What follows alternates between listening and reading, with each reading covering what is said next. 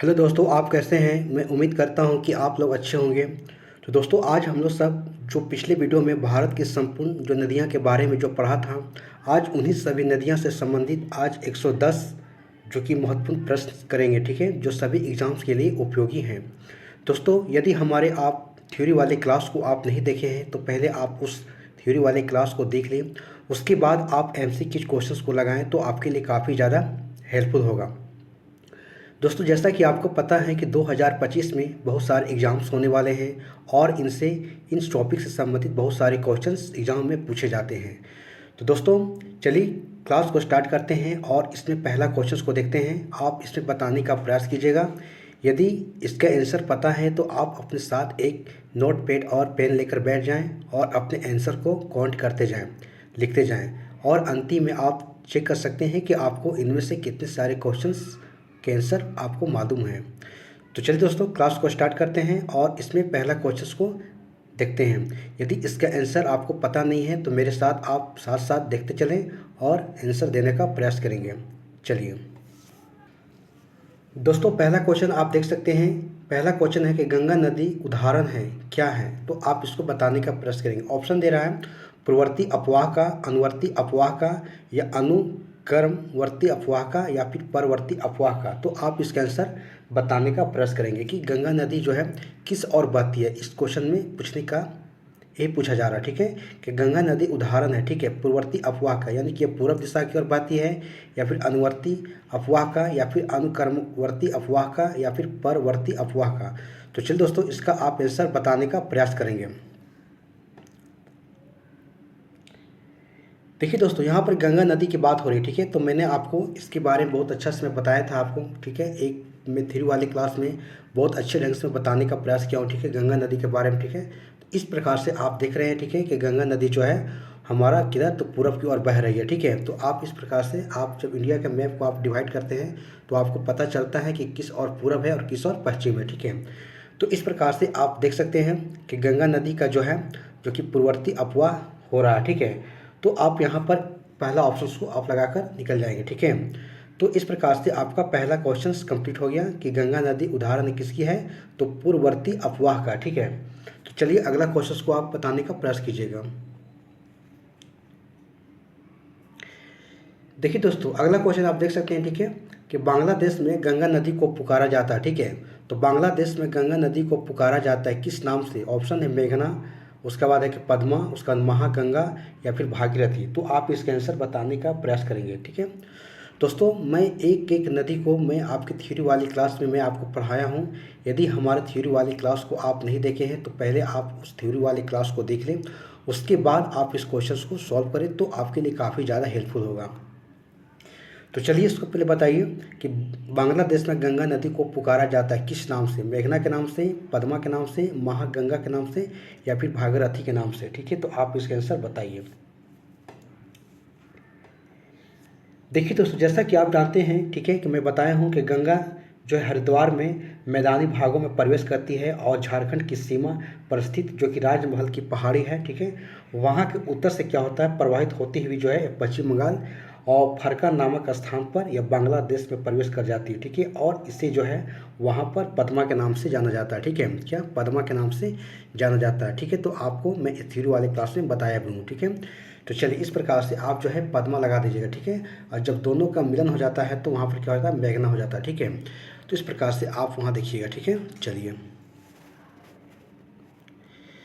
देखिए दोस्तों, अगला क्वेश्चन देखेंगे। ठीक है, बांग्लादेश में प्रवेश करने के बाद गंगा नदी को निम्नलिखित में से किस नाम से पुकारा जाता है। सेम क्वेश्चन दोस्तों, कि बांग्लादेश में जब गंगा नदी प्रवेश करती है, जब पहुंच जाती है तो उन्हें वहां पर किस नाम से पुकारा जाता है। ठीक है, तो ऑप्शन है लोहित नदी, काली गंगा, पद्मा या फिर नवगंगा। ठीक है, तो जस्ट हमने देखा। ठीक है, तो आप इसका आंसर बता सकते हैं। ठीक है, पद्मा के नाम से। ठीक है, पद्मा लिखा हुआ है। ठीक है, आप इसको पद्मा के नाम से आप इसको लगा दीजिएगा। ठीक है, तो चलिए अगला क्वेश्चन को देखते हैं। दोस्तों देख सकते हैं, ठीक है, कि बांग्लादेश में प्रवेश उपरांत गंगा जो कहलाती है क्या नाम से, किस नाम से, पद्मा के नाम से, हुगली के नाम से, मेघना के नाम से या लोहित के नाम से। तो सेम क्वेश्चन दोस्तों, जब बांग्लादेश में जब गंगा जब प्रवेश करती है तो उनको किस नाम से जानते हैं, तो पद्मा के नाम से जानते हैं। ठीक है, जस्ट क्वेश्चन सेम चला आ रहा है, ठीक है। ये पद्मा ही है दोस्तों, ठीक है, ये पद्मा यहाँ पर न छूट गया, ठीक है, तो पद्मा ही है, ठीक है। चलिए, तो आप अगला क्वेश्चन को बताइएगा। देखिए दोस्तों, अगला क्वेश्चन है कि सुंदरबन डेल्टा का निर्माण करने वाली नदियाँ, ठीक है, कौन है? ऑप्शन गंगा है और ब्रह्मपुत्रा, या गंगा, झेलम, सिंधु, झेलम, गंगा और सिंधु। दोस्तों आप ऑप्शन से आसानी से आप छाड़ सकते हैं, ठीक है। देखिए दोस्तों, बी ऑप्शन की बात करते हैं, झेलम लगा दे रहा है। झेलम आपको पता है कि झेलम तो सुंदरबन पश्चिम बंगाल में जाएगा नहीं, तो पहली खत्म हो गया। सिंधु की बात करें हम, सी ऑप्शन सिंधु झेलम, तो वो तो आपकी पाकिस्तान जा रही है, उसको छोड़ दीजिए। उसके बाद डी में गंगा और सिंधु, फिर सिंधु लगा गलती कर दे रहा है, ठीक है। तो इस प्रकार से आप जो है ऑप्शंस के सहारे इसको चेक कर सकते हैं, ठीक है, कि गंगा और ब्रह्मपुत्रा को, ठीक है, गंगा और ब्रह्मपुत्रा को, ठीक है। तो आपका आंसर क्या हो जाएगा? गंगा और ब्रह्मपुत्रा, ठीक है। तो इस प्रकार से आप जो है इसको लगा दीजिए। चलिए अगला क्वेश्चन को देखते हैं।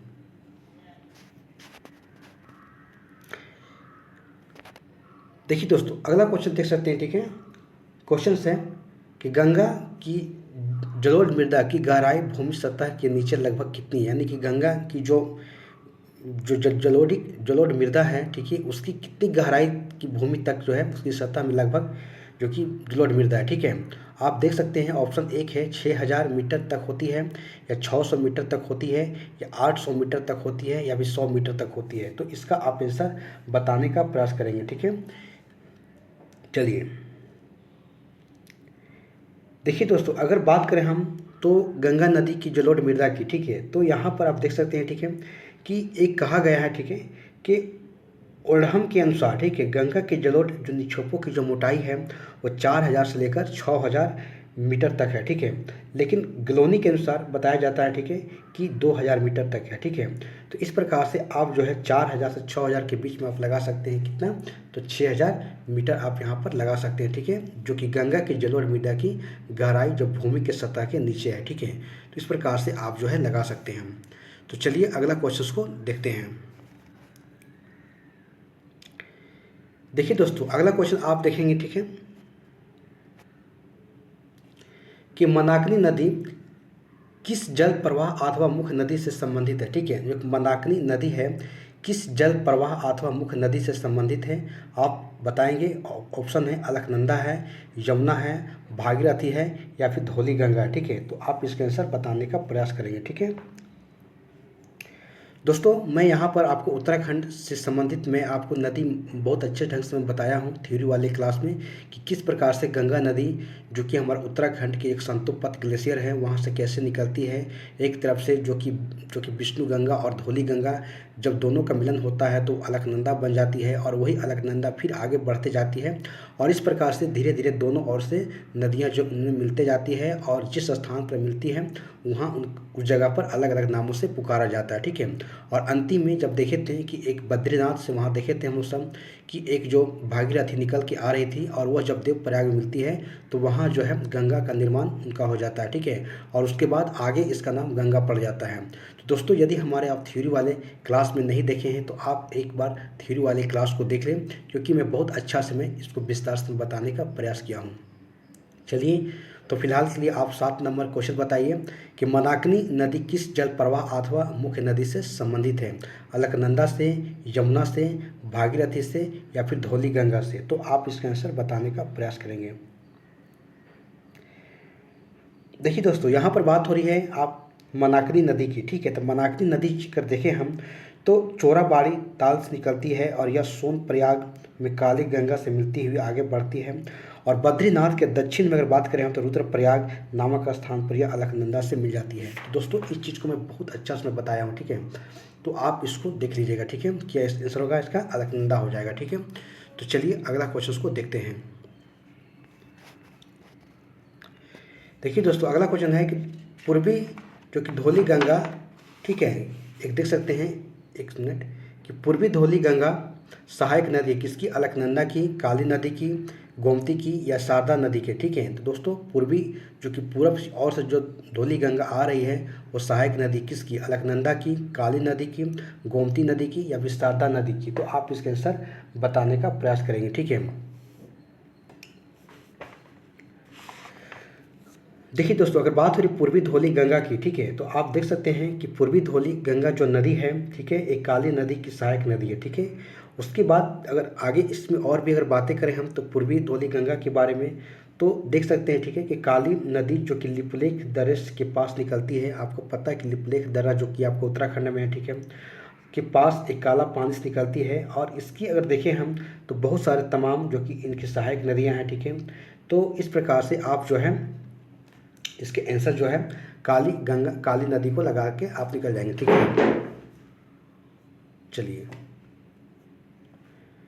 दोस्तों, अगला क्वेश्चन को देखते हैं। देखिए दोस्तों, यहाँ देख सकते हैं, ठीक है, कि निम्नलिखित स्थानों में से कहाँ पर भागीरथी एवं अलकनंदा नदियाँ मिलती है, ठीक है। आप देख रहे हैं भागीरथी की बात हो रही है और अलकनंदा की बातें हो रही है, ठीक है दोस्तों। यहीं पर जहाँ मिलती है यहीं पर जो है गंगा नदी बन जाती है, ठीक है। मैं इसको बहुत अच्छे से आपको मैं थ्योरी वाले क्लास में पढ़ाया हूँ, ठीक है, तो आप जाकर वहाँ देख लें। इसलिए दोस्तों मैं आपको टाइम दे रहा हूँ, ठीक है, 1 दिन 2 दिन का मैं टाइम दे रहा हूँ। उसके बाद मैं आपके सामने MCQ क्वेश्चंस को लेकर आ रहा हूँ, ताकि आप उस थ्योरी वाले क्लास को पहले 1 बार 2 बार देख लें। उसके बाद आपको MCQ क्वेश्चन में आपको करा दूंगा। तो देखते हैं दोस्तों, इसी प्रकार से मैंने आज 2 दिन के बाद में आपके सामने एक 100+ आपको संपूर्ण नदियाँ से संबंधित मैं क्वेश्चंस लेकर आया हूँ, जो आपके एग्जाम्स के लिए काफ़ी ज़्यादा महत्वपूर्ण है। चलिए, तो आप इसके आंसर बताइए, ठीक है, कि किस स्थान पर जो कि भागीरथी और अलकनंदा नदियाँ मिलती है, ठीक है। देवप्रयाग, कर्णप्रयाग, विष्णुप्रयाग और रुद्रप्रयाग, ठीक है। तो आप इसके आंसर बताने का प्रयास करेंगे। देखिए दोस्तों, देवप्रयाग की बात करें हम तो देवप्रयाग में ही जो कि हमारा भागीरथी और अलकनंदा दोनों नदियाँ जब मिलन होती है, ठीक है, और जब मिलन होती है तो यहीं पर क्या होती है, उसके आगे जो है गंगा का निर्माण हो जाता है, ठीक है। तो इस प्रकार से मैं आपको मैप के सहारे बहुत अच्छा से मैं बताया हूँ, ठीक है, आप एक बार देख लीजिएगा। चलिए, तो अगला क्वेश्चन को देखते हैं दोस्तों। अगला क्वेश्चन देखते हैं, ठीक है, निम्न में से किस स्थान पर अलकनंदा और भागीरथी का संगम होता है, ठीक है। सेम क्वेश्चन है दोस्तों, आप इसका आंसर आप बताने का प्रयास करेंगे कि विष्णुप्रयाग, रुद्रप्रयाग, कर्णप्रयाग या देवप्रयाग, ठीक है। तो आप इसका आंसर बताने का प्रयास करेंगे, ठीक है, जहाँ पर अलकनंदा और भागीरथी नदी का संगम हो रहा है, ठीक है, और यहीं से क्या होता है, गंगा नदी का निर्माण हो जाता है, नाम पड़ जाता है, ठीक है। ये जगह कहाँ पर है, तो देवप्रयाग में, ठीक, कहाँ पर, देवप्रयाग में, ठीक है। चलिए, तो अगला क्वेश्चन को देखते हैं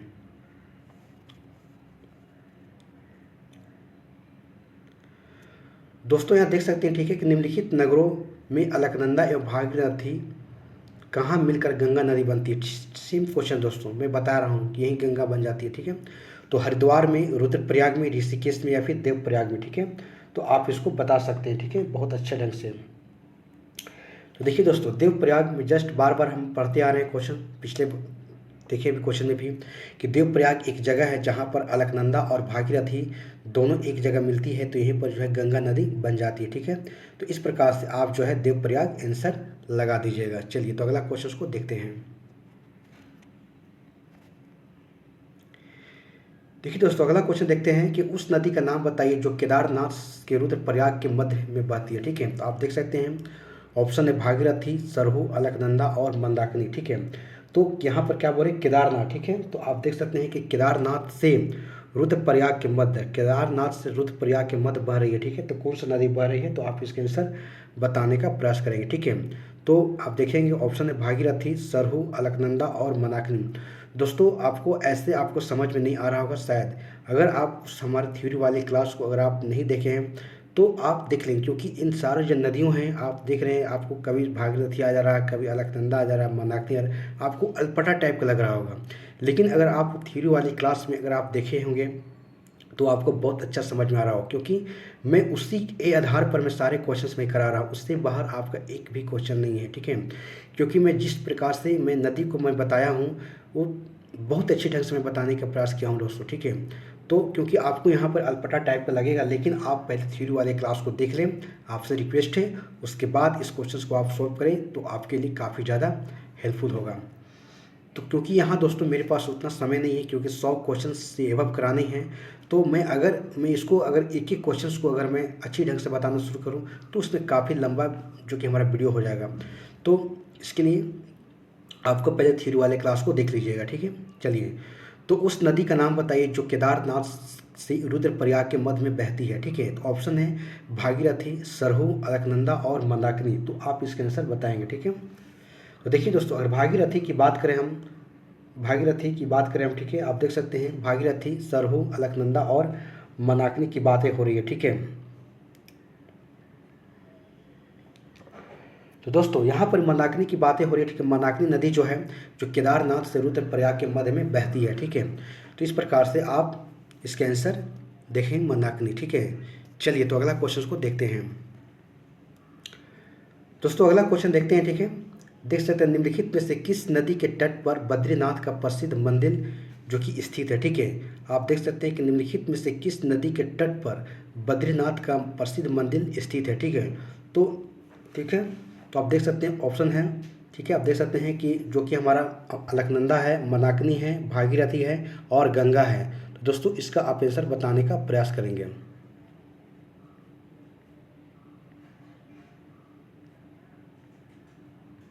देखिए दोस्तों, यहाँ पर बातें हो रही है कि उस नदी का नाम बताने की बातें हो रही है जिस पर बद्रीनाथ का प्रसिद्ध मंदिर स्थित है। तो आप इसको आंसर बताने का प्रयास करेंगे कि अलकनंदा वह नदी है जहाँ पर जो है बद्रीनाथ का प्रसिद्ध मंदिर स्थित है। ठीक है, इस प्रकार से आप इसके आंसर देख सकते हैं। ठीक है, चलिए तो अगला क्वेश्चन को देखते हैं।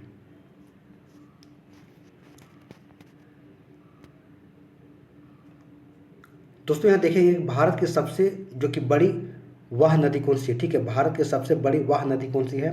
ठीक है, जिसकी बहाव बहुत ज़्यादा है। ठीक है, तो ऑप्शन है महानदी की, गंगा की, गोदावरी की या फिर नर्मदा की। ठीक है, तो वही कह रहा है कि भारत की सबसे बड़ी वह नदी कौन सी है। ठीक है, महानदी है, गंगा है या फिर गोदावरी है या फिर नर्मदा है। ठीक है, तो आप इसके आंसर आप बताने का प्रयास करेंगे।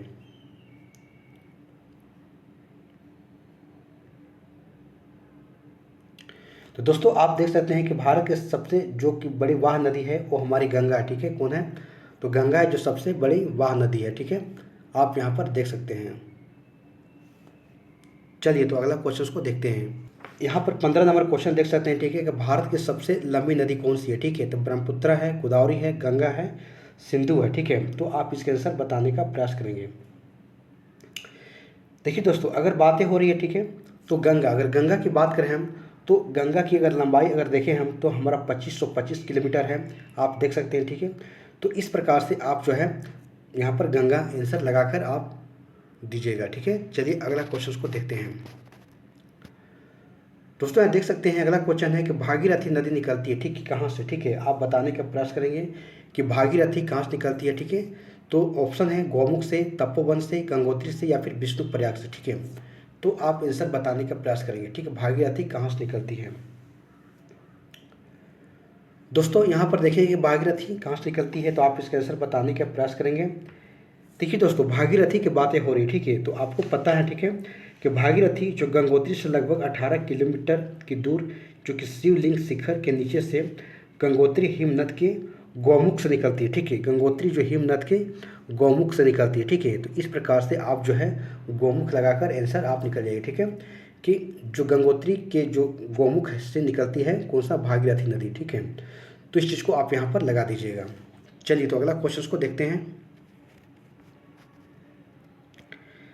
देखिए दोस्तों, अगला क्वेश्चन देखते हैं कि गंगा नदी की एकमात्र सहायक नदी जिसका उद्गम मैदान में है जो चिन्हित कीजिए। ठीक है, ऑप्शन है सोन है, गोमती है, सरधा और सरहू है या फिर रामगंगा है। ठीक है, तो आप इसका बताने का प्रयास करेंगे। ठीक है, एक बार फिर से क्वेश्चन पढ़ते दोस्तों कि गंगा नदी की एकमात्र सहायक नदी, ठीक है, कौन है जिसका उद्गम मैदान में है, कहाँ, तो मैदान से निकलती है। ठीक है, जो कि चिन्हित करने के लिए बातें कह रहा है। ठीक है, तो आप इसका ऑप्शन देखेंगे सोन नदी, गोमती, सरधा, सरहू और रामगंगा, तो इसका आप बताने का प्रयास करेंगे।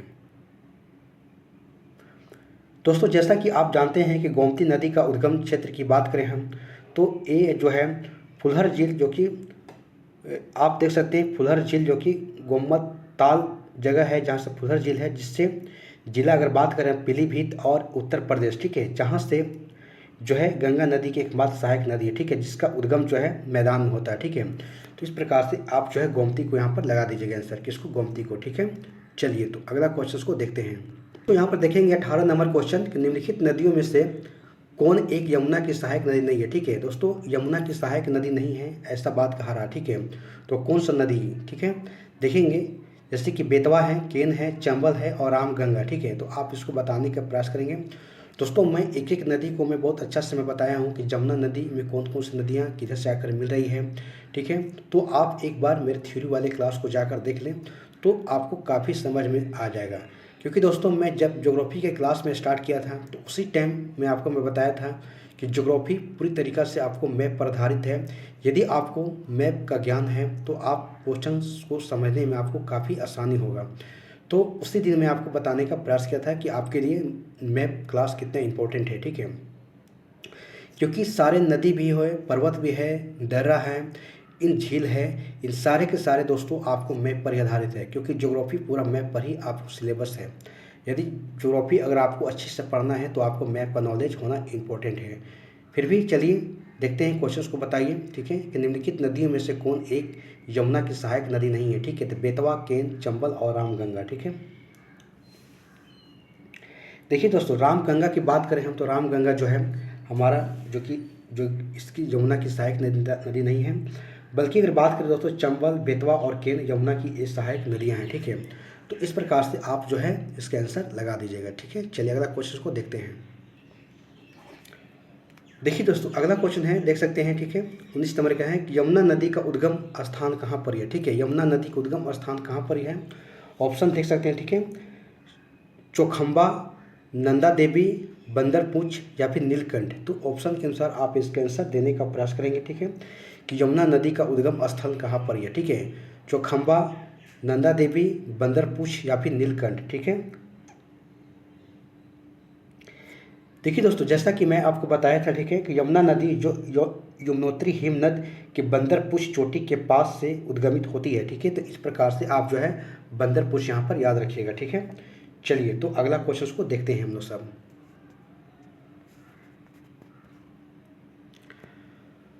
दोस्तों अगला क्वेश्चन है, देख सकते हैं। ठीक है, कि निम्न में से कौन सी नदी यमुना नदी में नहीं मिलती है। ठीक है, तो आप इसके आंसर बताने का प्रयास करेंगे कि निम्न में से कौन सी नदी जो है यमुना से नहीं मिलती है। तो केन है, सोन है, बेतवा है और चंबल है। ठीक है, तो आप इसको बताने का प्रयास करेंगे कौन सी नदी जो है नहीं मिलती है। दोस्तों मैं इसका बहुत अच्छा ढंग से मैं आपको बताया था। ठीक है, तो आप एक बार थ्योरी वाले क्लास में जाकर देख लेंगे। दोस्तों यहाँ पर सोन नदी के बाद सोन नदी डायरेक्ट अमरकंटक से निकलती है और आपको इधर से होते हुए जो कि इसके बिहार के जो कि दक्षिणी हिस्सा से होते हुए प्रवेश करती है, कैमूर की पहाड़ी होते हुए जो कि बिहार में जो कि पटना में जाके गंगा नदी से मिल जाती है। ठीक है, तो इस प्रकार से आप जो है सोन नदी को यहाँ पर इनको हटा दीजिएगा। बाकी आपको केन, बेतवा और चंबल जो है इस सभी नदियाँ जो है जो कि यमुना नदी में जाकर मिलती है। ठीक है, चलिए तो अगला क्वेश्चन को देखते हैं।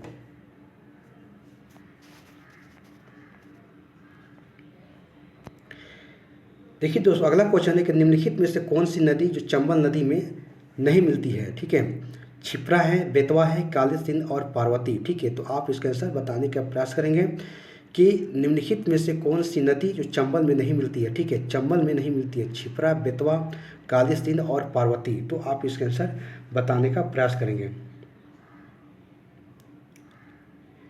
देखिए दोस्तों जैसा बात हो रही है चंबल नदी की। ठीक है, तो आपको पता है दोस्तों कि बेतवा नदी के जो कि बेतवा नदी मध्य प्रदेश में विंध्य पर्वत से के श्रृंखलाओं से समुद्र तल से ये निकलती है और यह जो है ये रायसेन जिले से निकलती है। ठीक है, कौन सा बेतवा नदी। ठीक है, और उसके प्रकार देखते हैं कि उत्तर प्रदेश के हमीरपुर जिले में यमुना नदी में जाकर मिल जाती है। ठीक है, शेष नदियाँ चंबल से मिलती है। ठीक है, तो इस प्रकार से आप जो है बेतवा नदी को यहाँ से हटा देंगे। बाकी जो सभी नदियाँ जो है आप देख सकते हैं कि जो कि चंबल में जाकर मिलती हैं, क्षिप्रा, काली सिंध और पार्वती सभी चंबल में मिलती हैं और मिलने के बाद जो है फिर जाकर यमुना में जाकर मिल जाती है। ठीक है, तो चलिए अगला क्वेश्चन को देखते हैं। दोस्तों देख सकते हैं कि बेतवा नदी निकलती है। ठीक है, जस्ट हमने बताने का प्रयास किया। ऑप्शन आरा वाली पहाड़ी से, सतपुरा पहाड़ी से, विंध्य पहाड़ियों से या फिर पश्चिमी घाट से। तो आप इसका आंसर बताने का प्रयास करेंगे। ठीक है दोस्तों, जस्ट अभी हम लोग देखें। ठीक है, कि कहाँ से निकली थी। ठीक है, तो विंध्यन की पहाड़ी से। ठीक है, विंध्यन की पहाड़ी से, इसके पहले मैं बताया कि विंध्यन की पहाड़ी से जो है कि बेतवा नदी निकलती है। ठीक है, तो इस प्रकार से आप बेतवा नदी को आप लगा दीजिएगा आंसर। चलिए दोस्तों, सेम क्वेश्चन आ रहा है कि बेतवा नदी मिलती है किस में, ठीक है, गंगा से, ब्रह्मपुत्र से, यमुना से या सोन से, ठीक है। तो आप इसका आंसर बताएंगे, ठीक है, कि बेतवा नदी किससे मिलती है, ठीक है, गंगा से, ब्रह्मपुत्र से, यमुना से या फिर सोन से। दोस्तों इसका आंसर आप बताने का प्रयास करेंगे, ठीक है, क्योंकि बार बार आप इस क्वेश्चन को देख रहे हैं, ठीक है। तो दोस्तों बेतवा नदी जो है यमुना नदी से क्या मिल रही है, ठीक है, क्योंकि ये तो बार बार पढ़ते हम लोग भी आ रहे हैं, ठीक है। चलिए दोस्तों यहाँ देख सकते हैं, ठीक है, अगला क्वेश्चन है कि इनमें गंगा की कौन सी सहायक नदी उत्तर वाहिनी है, यानी उत्तर में जो बहती है, ठीक है, कोसी है, सोन है, घाघरा है, गंडक है, ठीक है। तो आप इसके आंसर बताने का प्रयास करेंगे, ठीक है। देखिए दोस्तों, इनमें से बातें हो रही है कि इनमें से गंगा की कौन सी सहायक नदियां हैं जो कि उत्तर की ओर बहती है, ठीक है। तो दोस्तों यहाँ पर उत्तर की ओर बहती कहने का मतलब कौन सी नदी है, ठीक है, तो कोसी है, घाघरा है और गंडक है। दोस्तों ये सारी नदियाँ जो है जो कि नेपाल से निकल के आ रही है, ठीक है। लेकिन आपको सोन की बात करें हम तो सोन आपको जो कि बिहार के नीचे यानी कि दक्षिणी क्षेत्र की बात करें हम तो यही अमरकंटक है मध्य प्रदेश में, और वहीं से जो है सोन नदी निकल रही है, और वहाँ से निकलने के बाद सोन नदी सीधे उत्तर की ओर बहते हुए जाके गंगा में जाकर मिल जाती है पटना में, ठीक है। तो इस प्रकार से यहाँ जो सोन नदी को आप याद रख लीजिएगा, ठीक है। तो चलिए अगला क्वेश्चन को देखते हैं, ठीक है।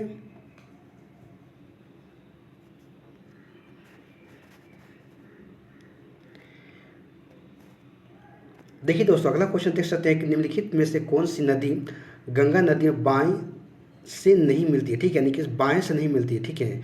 तो बाकी नदी से मिलती होगी, तो गोमती हो गया, कोसी हो गया, घाघरा हो गया, सोन हो गया, ठीक है। देखिए दोस्तों, अगर बात करें हम बाएं और दाएं, अगर अच्छे से पता है दिशा को तो आप आराम से लगा लीजिएगा कि कौन नदी किधर से जाकर मिल रही है, ठीक है। तो दोस्तों इसका आप आंसर देने का प्रयास कीजिएगा, ठीक है। ठीक है, इधर से जो भी नदी मिलेगा दोस्तों आकर, ठीक है, आप देख सकते हैं, ठीक है, इधर से जो मिलेगा, ठीक है, ये सारी नदी जो है दाईं ओर से आकर मिलेगी, ठीक है, और ऊपर हो गया, बाएं हो गया, ठीक है। तो आप देख सकते हैं, ठीक है। तो दोस्तों गोमती हो गया, कोसी हो गया और घाघरा हो गया, ये सारे नदियां जो बाईं ओर से आकर मिल रही है। जबकि सोन की बात करें हम तो सोन जो है हमारा इधर दाईं ओर से आकर गंगा में मिल रही है, ठीक है। तो इस प्रकार से आपको दिशा भी आपको समझ में आना चाहिए, ठीक है। तो चलिए दोस्तों अगला क्वेश्चन को देखते हैं, ठीक है। तो यहाँ पर देख सकते हैं, ठीक है, अगला क्वेश्चन है कि निम्न कौन सी श्रेणी यमुना और सोन के मध्य जल विभाजक का कार्य करती है, ठीक है, यानी कौन सा श्रेणी है जहाँ पर यमुना और सोन नदी के जो मध्य जल विभाजक का काम करती है। तो ऑप्शन है कि भांडेर है, कैमूर है, नेकाल है या फिर मुकुंदवरा है, ठीक है। तो आप इसके आंसर बताने का प्रयास करेंगे, ठीक है, जहाँ पर दोनों का जल को क्या करता है, विभाजन करने का कार्य कर रही है, ठीक है। तो आप इसका आंसर बताने का प्रयास करेंगे कि यमुना और सोन के मध्य जल विभाजक का कार्य करती है, ठीक है, कौन, तो भंडेर है, कैमूर है, नेकेल है या फिर मुकुंदवरा है, ठीक है। तो आप इसका बताने का प्रयास करेंगे, ठीक है। देखिए दोस्तों, जैसा कि आपको पता है कि यमुना और सोन नदी के मध्य जल विभाजक का जो कार्य है कैमूर श्रेणी, ठीक है, कैमूर श्रेणी आप देख सकते हैं कि बिहार के जो आप दक्षिण और अगर पश्चिम की बात करें हम तो उधर हमारा कैमूर का श्रेणी पड़ता है, ठीक है। और जहाँ पर सोन नदी जो कि प्रायद्वीपीय भारत में आने वाली गंगा की एक प्रमुख सहायक नदी है, ठीक है। तो इस प्रकार से आप जो है यहाँ पर कैमूर को लगा दीजिएगा, ठीक है। उसके बाद दोस्तों अगर यहाँ पर थोड़ा और अगर देखें हम सब तो कैमूर श्रेणी जो कि सोन नदी के उत्तर पश्चिम सीमा का निर्धारण करती है, ठीक है, और यह पटना के निकट गंगा में आकर मिल जाती है, ठीक है। तो इस प्रकार से जो यमुना और सोन नदी के जो जल विभाजक के कार्य को कौन कर रही है, तो कैमूर नदी कर रही है, ठीक है। तो आप कैमूर को याद रखिएगा, ठीक है। चलिए तो अगला क्वेश्चन को देखते हैं। देखिए दोस्तों, अगला क्वेश्चन है कि निम्नलिखित में से किस नदी का जल ग्रहण क्षेत्र सबसे ज़्यादा है, ठीक है। तो महानंदा, रामगंगा, सोन और गंडक का, ठीक है। तो वही कह रहा है कि निम्नलिखित में से किस नदी का जल ग्रहण क्षेत्र सबसे अधिक है, सर्वाधिक है। तो महानंदा, रामगंगा, सोन और गंडक, ठीक है। तो आप इसके आंसर बताने का प्रयास करेंगे, ठीक है। देखिए दोस्तों, यहाँ पर बातें हो रही जल ग्रहण क्षेत्र की, ठीक है। तो आप देख सकते हैं जैसे आप अगर देखें तो अगर बात करें हम, ठीक है, महानंदा की बात करें हम तो 207 जो कि वर्ग किलोमीटर जो कि इसकी जो कि क्षेत्र में जो कि जल ग्रहण क्षेत्र है। और जबकि सोन की बात करें हम तो 70,000 जो कि 55 वर्ग किलोमीटर पे जो है सोन जो कि सबसे ज़्यादा जो है जल ग्रहण करती है, ठीक है। तो इस प्रकार से आप जो है सोन को लगा दीजिएगा इनसे, ठीक है। तो चलिए अगला क्वेश्चन को देखते हैं।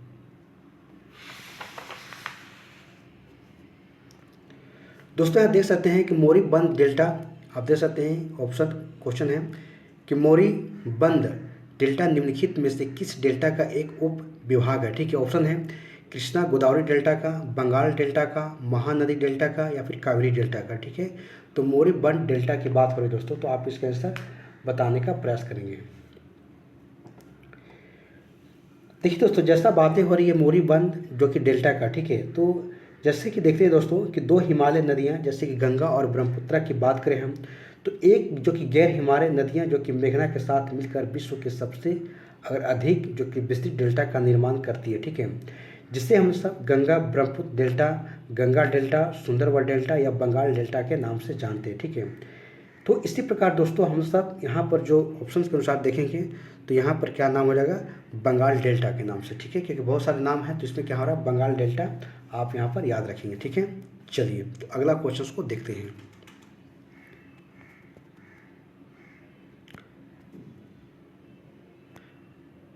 दोस्तों यहाँ पर देखेंगे, ठीक है, कि निम्नलिखित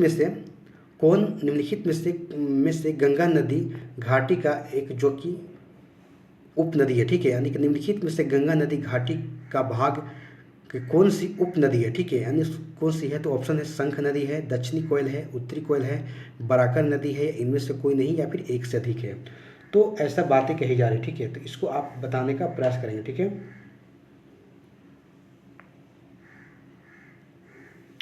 देखिए दोस्तों बातें यहाँ पर हो रही है। ठीक है, कि आप देख सकते हैं, ठीक है, गंगा नदी घाटी का जो भाग का कौन सी जो उप नदी है। ठीक है, ऑप्शन शंख है, दक्षिणी कोयल है, उत्तरी कोयल है या बराकर है। ठीक है, देखिए दोस्तों अगर हम बात करें, हम उत्तरी कोयल झारखंड से बहने वाली एक नदी है। ठीक है, अगर उत्तरी कोयल की बात करें हम तो झारखंड से बहने वाली एक नदी है। ठीक है, वह नदी है जो सोन नदी की एक सहायक नदी है, कौन, उत्तरी कोयल। ठीक है, उसी प्रकार दोस्तों अगर हम दक्षिणी कोयल की बात करें हम तो दक्षिणी कोयल नदी झारखंड और उड़ीसा में प्रवाहित होती है और उत्तरी जो कारो नदी के साथ मिलकर कोयल नदी के रूप में जो कि प्रवाहित होती है। उड़ीसा के अगर राउरकेला की बात करें तो वहाँ से एक शंख नदी निकलती है, शंख नदी से मिलकर जो कि ब्राह्मणी नदी के नाम से प्रवाहित होती है। ठीक है, आप यहाँ पर देख सकते हैं दक्षिणी कोयल की बात हो रही है। ठीक है, उसी प्रकार दोस्तों अगर बराकर नदी की बात करें हम तो दामोदर नदी की मुख्य सहायक नदी है जो झारखंड के कोडरमा पठार से निकलकर हजारीबाग से होते हुए जो कि दामोदर में जाकर मिल जाती है। ठीक है, और यहाँ पर क्या होता है कि दामोदर जो निचली गंगा बेसिन में हुगली नदी से मिलती है। ठीक है, तो दोस्तों इस प्रकार से अगर हम देखें हम तो ऑप्शन एक से ज़्यादा होगा। ठीक है, तो आप जो है ऑप्शन ई लगा दीजिएगा। ठीक है, यहाँ पर चलिए अगला क्वेश्चन को देखते हैं। देखिए दोस्तों यहाँ बातें हो रही, ठीक है, कि बिहार राज्य में, ठीक है, बिहार राज्य में गंगा के किनारे स्थित जिलों की संख्या कितनी है। ठीक है, आप देख सकते हैं ऑप्शन है 21 जिला है, 12 जिला है, 17 जिला है, 6 जिला है या इनमें से एक से अधिक है। ठीक है, तो आप इसके आंसर बताने का प्रयास करेंगे। देखिए दोस्तों यहाँ पर बिहार राज्य की बात हो रहा है। ठीक है, तो बिहार राज्य में गंगा के किनारे स्थित जिलों की संख्या कितनी है, तो आप इसके आंसर बताने का प्रयास करेंगे। दोस्तों जैसा कि आप जानते हैं कि बिहार राज्य के 12 जिले हैं जो गंगा नदी के तट पर स्थित है। ठीक है, आप पता है, आप पढ़ते भी आ रहे हैं, जिसमें अगर बात करें हम तो देखिए यही गंगा नदी जा रही है, इसी सोर्स से जा रही है। ठीक है, और इसी प्रकार से जो है इसकी साइड से जो कि है जो कि जिला बसा हुआ। ठीक है, तो देख सकते हैं जिसमें की बात करें हम सारण हो गया, बक्सर हो गया, भोजपुर हो गया, पटना हो गया, वैशाली हो गया, समस्तीपुर, बेगूसराय, लखीसराय, मुंगेर, खगड़िया और भागलपुर और कटिहार, ये ऐसे 12 जिले हैं जो गंगा नदी के तट के किनारे बसे हुए। ठीक है, तो इस प्रकार से आप यहाँ पर लगा दीजिएगा। और जैसा कि आपको पता है दोस्तों कि गंगा नदी, ठीक है, कि अगर बात करें हम बिहार में, अगर लंबाई की बात करें हम गंगा नदी की तो अगर देखें पटना में सबसे ज़्यादा है जो कि 99 किलोमीटर है, और वही अगर बात करें दूसरे स्थान पर भागलपुर में इसकी लंबाई 97 किलोमीटर है। ठीक है, तो ये भी आपको याद रखना। ठीक है, और उसी प्रकार और भी देश है दोस्तों, जैसे देखेंगे कि भारतीय गंगा नदी बेसिन का जो कि आप देख सकते हैं कि पुनपुन नदी हो गया, अजय हो गया, जलांगी, ये सारे के सारे क्या है, कहीं ना कहीं गंगा का ये जो है एक भाग है। ठीक है, तो इस प्रकार से आप जो है इसके आंसर आप याद रखिएगा। ठीक है, चलिए तो अगला क्वेश्चन को देखते हैं।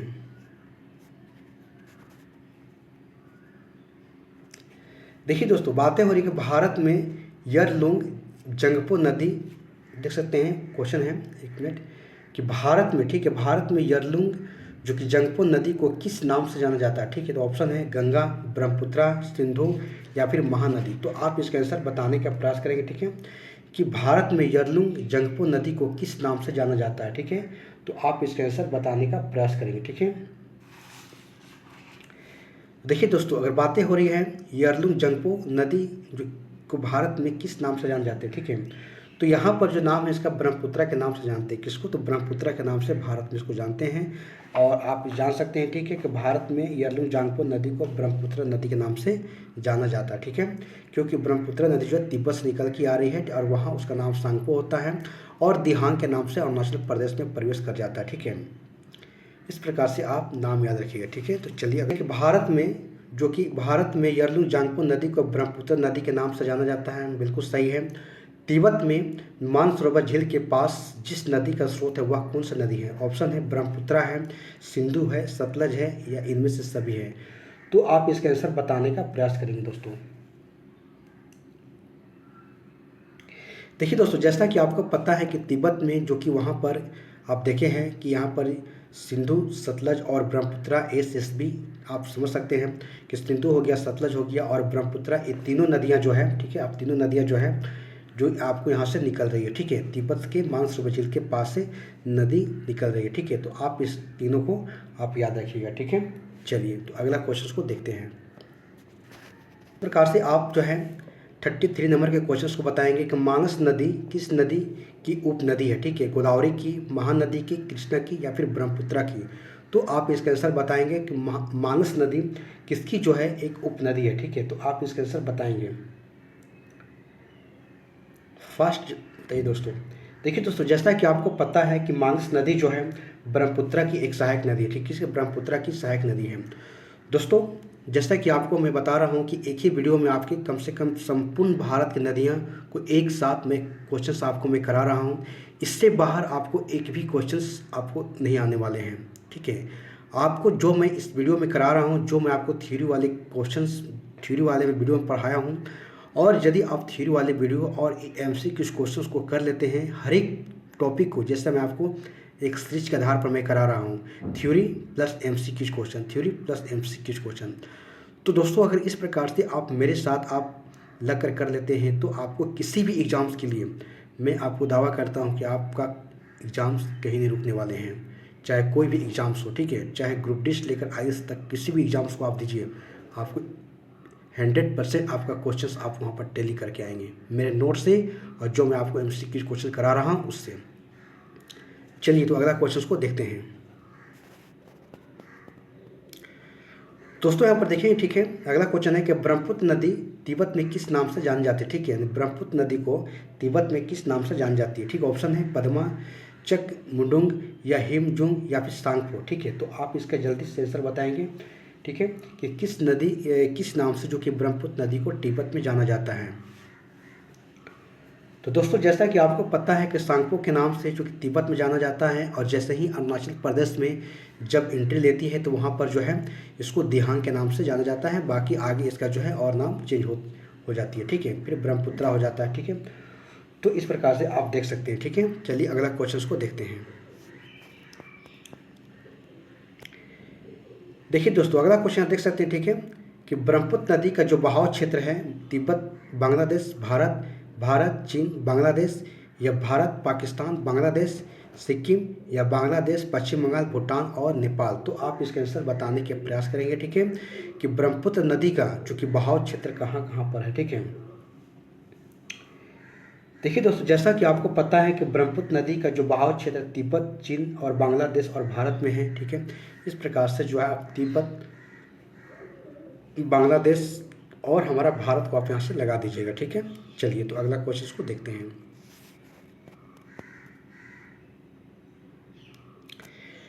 देखिए दोस्तों, अगला क्वेश्चन है कि निम्नलिखित नदियों में से किनके स्रोत बिंदु लगभग एक है? ठीक है, तो ब्रह्मपुत्र गंगा का, ब्रह्मपुत्र सिंधु का, ताप्ती ब्यास का, सिंधु और गंगा के। दोस्तों, क्वेश्चन को समझिए और इसको आंसर लगाने के प्रयास कीजिएगा कि कहना क्या चाह रहा है। ठीक है, तो एक ही बिंदु यानी कि कुछ ऐसी नदियां हैं जिनका एक ही बिंदु से निकलती है। ठीक है, तो जाहिर सी बात है, आप देख सकते हैं कि तिब्बत के क्षेत्र की बात करें वहाँ से तो सिंधु, सतलज और ब्रह्मपुत्रा नदी एक ही बिंदु से निकल रही है। तो इस प्रकार से आप क्वेश्चंस के आंसर जो है आप यहाँ पर सिंधु और ब्रह्मपुत्रा को आप लगा दीजिएगा, ठीक है। तो चलिए अगला क्वेश्चंस को देखते हैं। दोस्तों यहाँ पर अगला क्वेश्चन देखेंगे, ठीक है, कि नर्मदा घाटी किन पर्वत श्रृंखलाओं के बीच में स्थित है, ठीक है। आप देख सकते हैं ऑप्शन है कि भांडेर और मैकाल, सतपुरा और आरावली, सतपुरा और विंध्याचल, विंध्याचल और आरावली, ठीक है। तो आप इसका आंसर बताने के प्रयास करेंगे कि नर्मदा घाटी किन जो कि पर्वत श्रेणियों के बीच में स्थित है, ठीक है। तो आप इसका जल्दी से आंसर देने का प्रयास करेंगे, ठीक है।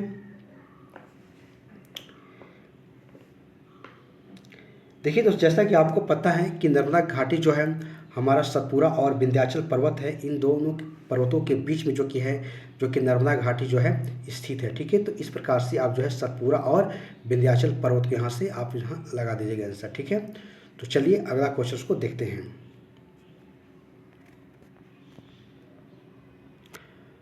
दोस्तों यहाँ देखेंगे कि पश्चिमी जो कि वाहिनी नदियों में से कौन दो पर्वत श्रेणियों के बीच में बहती है। सेम दोस्तों वही क्वेश्चन है, उसी को घुमा कर पूछा जा रहा है कि इन पश्चिमी नदी, यानी पश्चिमी नदी कहने का मतलब ये नदियाँ पश्चिम की ओर बह रही है, ठीक है। तो पश्चिम दिशा की ओर बह रही है, तो आपको पता है कि ठीक है नर्मदा हो गया, ताप्ती हो गया और ये जो नदियाँ हैं माही हो गया, सब कहाँ है, पश्चिम की ओर बह रही है, ठीक है। तो ऑप्शन है सारावती हो गया, सरवती नदी हो गया, ठीक है। और उसके बाद नर्मदा हो गया, साबरमती हो गया, ठीक है। और ये माही लिखा हुआ दोस्तों, ठीक है, ये क्या लिखा हुआ, ये माही लिखा हुआ है, ठीक है, उसको माही समझिएगा, ठीक है। सारावती हो गया, माही हो गया, नर्मदा हो गया और साबरमती हो गया, ठीक है। तो आप इसका आंसर बताने का प्रयास कीजिएगा, ठीक है।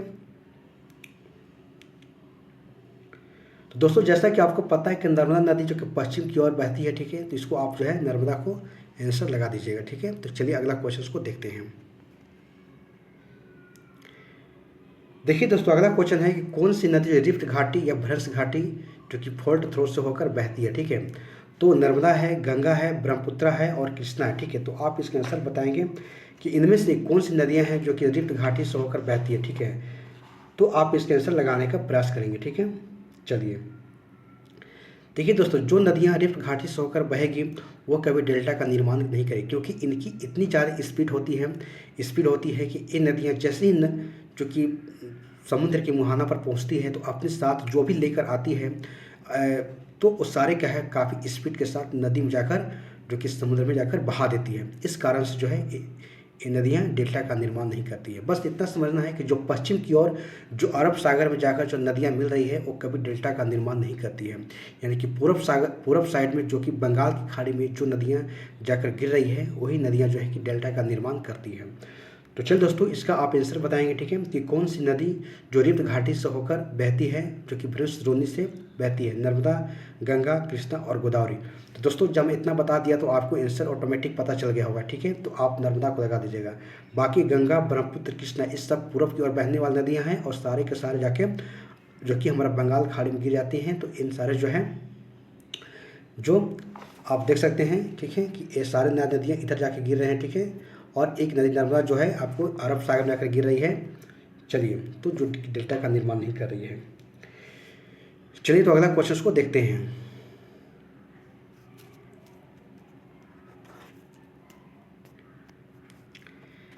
देखिए दोस्तों अगला क्वेश्चन देखते हैं 40 नंबर का, ठीक है, कि नर्मदा घाटी उदाहरण है किसका, अंश कागार का, ग्रीवा खंड का, भ्रंश घाटी का या फिर हॉस्ट घाटी का, ठीक है। तो आप इसका जल्दी से आंसर बताएंगे, ठीक है। देखिए दोस्तों नर्मदा घाटी की बात करें हम तो नर्मदा घाटी जो एक हमारा भ्रंश घाटी का उदाहरण है, जस्ट अभी पढ़कर अभी आए हम लोग सब, ठीक है, पिछले क्वेश्चन देखे थे। चलिए दोस्तों यहाँ पर देखेंगे अगला क्वेश्चन देखेंगे, ठीक है। देख सकते हैं कि निम्नलिखित में से कौन सी एक नदी डेल्टा का निर्माण नहीं करती है। ऑप्शन है महानदी, गोदावरी, नर्मदा और कावेरी। दोस्तों अभी जस्ट मैं बहुत अच्छा सा आपको बताया था कि जो कि पश्चिम की ओर जो बहने वाली नदियाँ हैं डेल्टा का निर्माण नहीं करती हैं। तो आप ऑप्शन के अनुसार छाड़ सकते हैं कि महानदी जो है जो कि पूर्व दिशा में बह रही है, ठीक है, तो ये डेल्टा का निर्माण करे। गोदावरी जो कि पूर्व दिशा की ओर बह रही है ये भी करेगी। नर्मदा जो कि पश्चिम दिशा की ओर बह रही है तो डेल्टा का निर्माण नहीं करेगी, जबकि कावेरी भी करती है, ठीक है। तो चलिए नर्मदा लगाकर यहाँ पर आंसर निकल जाइए। चलिए अगला क्वेश्चन को देखते हैं। देखिए दोस्तों अगला क्वेश्चन है कि निम्न में से कौन सा एक विशेष लक्षण नर्मदा नदी के लिए उपयुक्त है, ठीक है। ज्वालामुखी मूल है, वायु मूल है या संरचनात्मक मूल है या फिर हिमानी मूल है। तो आप इसका आंसर लगाने का प्रयास करेंगे, ठीक है। देखिए दोस्तों, बातें हो रही है, ठीक है, नर्मदा नदी के, ठीक है। तो नर्मदा नदी जो है एक संरचनात्मक मूल्य की नदी है, ठीक है, जो कि फ्रेंच घाटी से होकर बहती है और ये नदी जो है डेल्टा का निर्माण नहीं करती है, ठीक है, और ये जाकर अरब सागर में जाकर गिर जाती है, ठीक है। तो इस प्रकार से आप जो है इसके आंसर याद रखिएगा, ठीक है। तो चलिए अगला क्वेश्चन को देखते हैं। देखिए दोस्तों, अगला क्वेश्चन देखते हैं, ठीक है। निम्न में से कौन सी नदी डेल्टा नहीं बनाती, ठीक है। जस्ट क्वेश्चन है, गंगा है, नर्मदा है, स्वर्णरेखा है और ताप्ती है, ठीक है। तो आप देख सकते हैं कि जो कि दोस्तों ये ताप्ती लिखा हुआ, ठीक है, ये ताप्ती लिखा हुआ है, आप इसको ताप्ती समझिएगा, ठीक है, ये ताप्ती लिखा हुआ है। तो दोस्तों गंगा, नर्मदा, स्वर्णरेखा और ताप्ती ये नदियाँ जो डेल्टा का निर्माण, वही पूछा जा रहा है कि जो डेल्टा का निर्माण नहीं बनाती है, ठीक है। तो मैं आपको बताएं, ठीक है, कि जो पश्चिम की जो नदियाँ बहती है, इधर नदी जो बहेगी, ठीक है, इस दिशा में, और डेल्टा का निर्माण नहीं करती, वो कौन बह रही है। तो आप देख सकते हैं ऑप्शंस के अनुसार आप बता सकते हैं कि जैसे नर्मदा हो गया और ताप्ती, ये नदियाँ जो की है जो कि पश्चिम दिशा में और अरब सागर में जाकर गिर रही है, तो ये डेल्टा का निर्माण नहीं करती है, ठीक है। चलिए देखिए दोस्तों, अगला क्वेश्चन देख सकते हैं, ठीक है, कि अधोलिखित में से कौन सी नदी जो कि विभ्रंश घाटी से प्रभावित होती है, ठीक है। तो बार बार पढ़ते आ रहे हैं, ऑप्शन है कावेरी है, सोन है, रिहंद है, यमुना है, ताप्ती है। तो इसको आप बहुत आसानी से लगा दीजिएगा, ठीक है, कि आप यहाँ पर ताप्ती को लगा दीजिएगा, क्योंकि ताप्ती जो है कि विभ्रंश घाटी से होकर बहती है और ये डेल्टा का निर्माण नहीं करती है, ठीक है। तो चलिए अगला क्वेश्चन को देखते हैं। दोस्तों यहाँ पर देख सकते हैं कि निम्नलिखित में से कौन सी नदी जो भ्रंश घाटी से होकर प्रभावित होती है, ठीक है। निम्नलिखित में से कौन सी नदी जो भ्रंश घाटी से होकर प्रभावित होती है, आप इसके आंसर बताएंगे। ताप्ती हो गया, महानदी, कृष्णा और गोदावरी, ठीक है। तो आप इसका जल्दी से आंसर बताएंगे। तो देखिए दोस्तों, ताप्ती की बात करें हम, तो ये जो कि विभ्रंश घाटी से होकर बहती है, क्योंकि बार बार पढ़ते हुए हम लोग आ रहे हैं, ठीक है। तो चलिए अगला क्वेश्चन को देखते हैं। देखिए दोस्तों, अगला क्वेश्चन है कि निम्नलिखित में से कौन सी नदी जो कि विभ्रंश घाटी से होकर प्रभावित होती है। ऑप्शन है कृष्णा, ताप्ती, गोदावरी और कावेरी, ठीक है। तो आप इसका आंसर देने का प्रयास करेंगे, ठीक है, कि कौन सी नदी जो कौन सी नदी घाटी जो कि विभ्रंश घाटी से होकर प्रभावित होती है, ठीक है। तो वही नर्मदा और ताप्ती है, तो ताप्ती ऑप्शन दे रहा, तो ताप्ती को लगा दीजिए यहाँ पर। चलिए अगला क्वेश्चन को देखते हैं। देखिए दोस्तों, निम्नलिखित में से कौन सा जनपद नर्मदा बेसिन का भाग है, ठीक है। बेसिन के मतलब जहाँ तक उसका क्षेत्र है, ठीक है, जहाँ तक नदी जो है कवर करके चलती है। तो राजनांदगांव है, बस्तर है, रायपुर है, कोरबा है। तो आप इसका आंसर बताने का प्रयास करेंगे, जो कि ठीक है।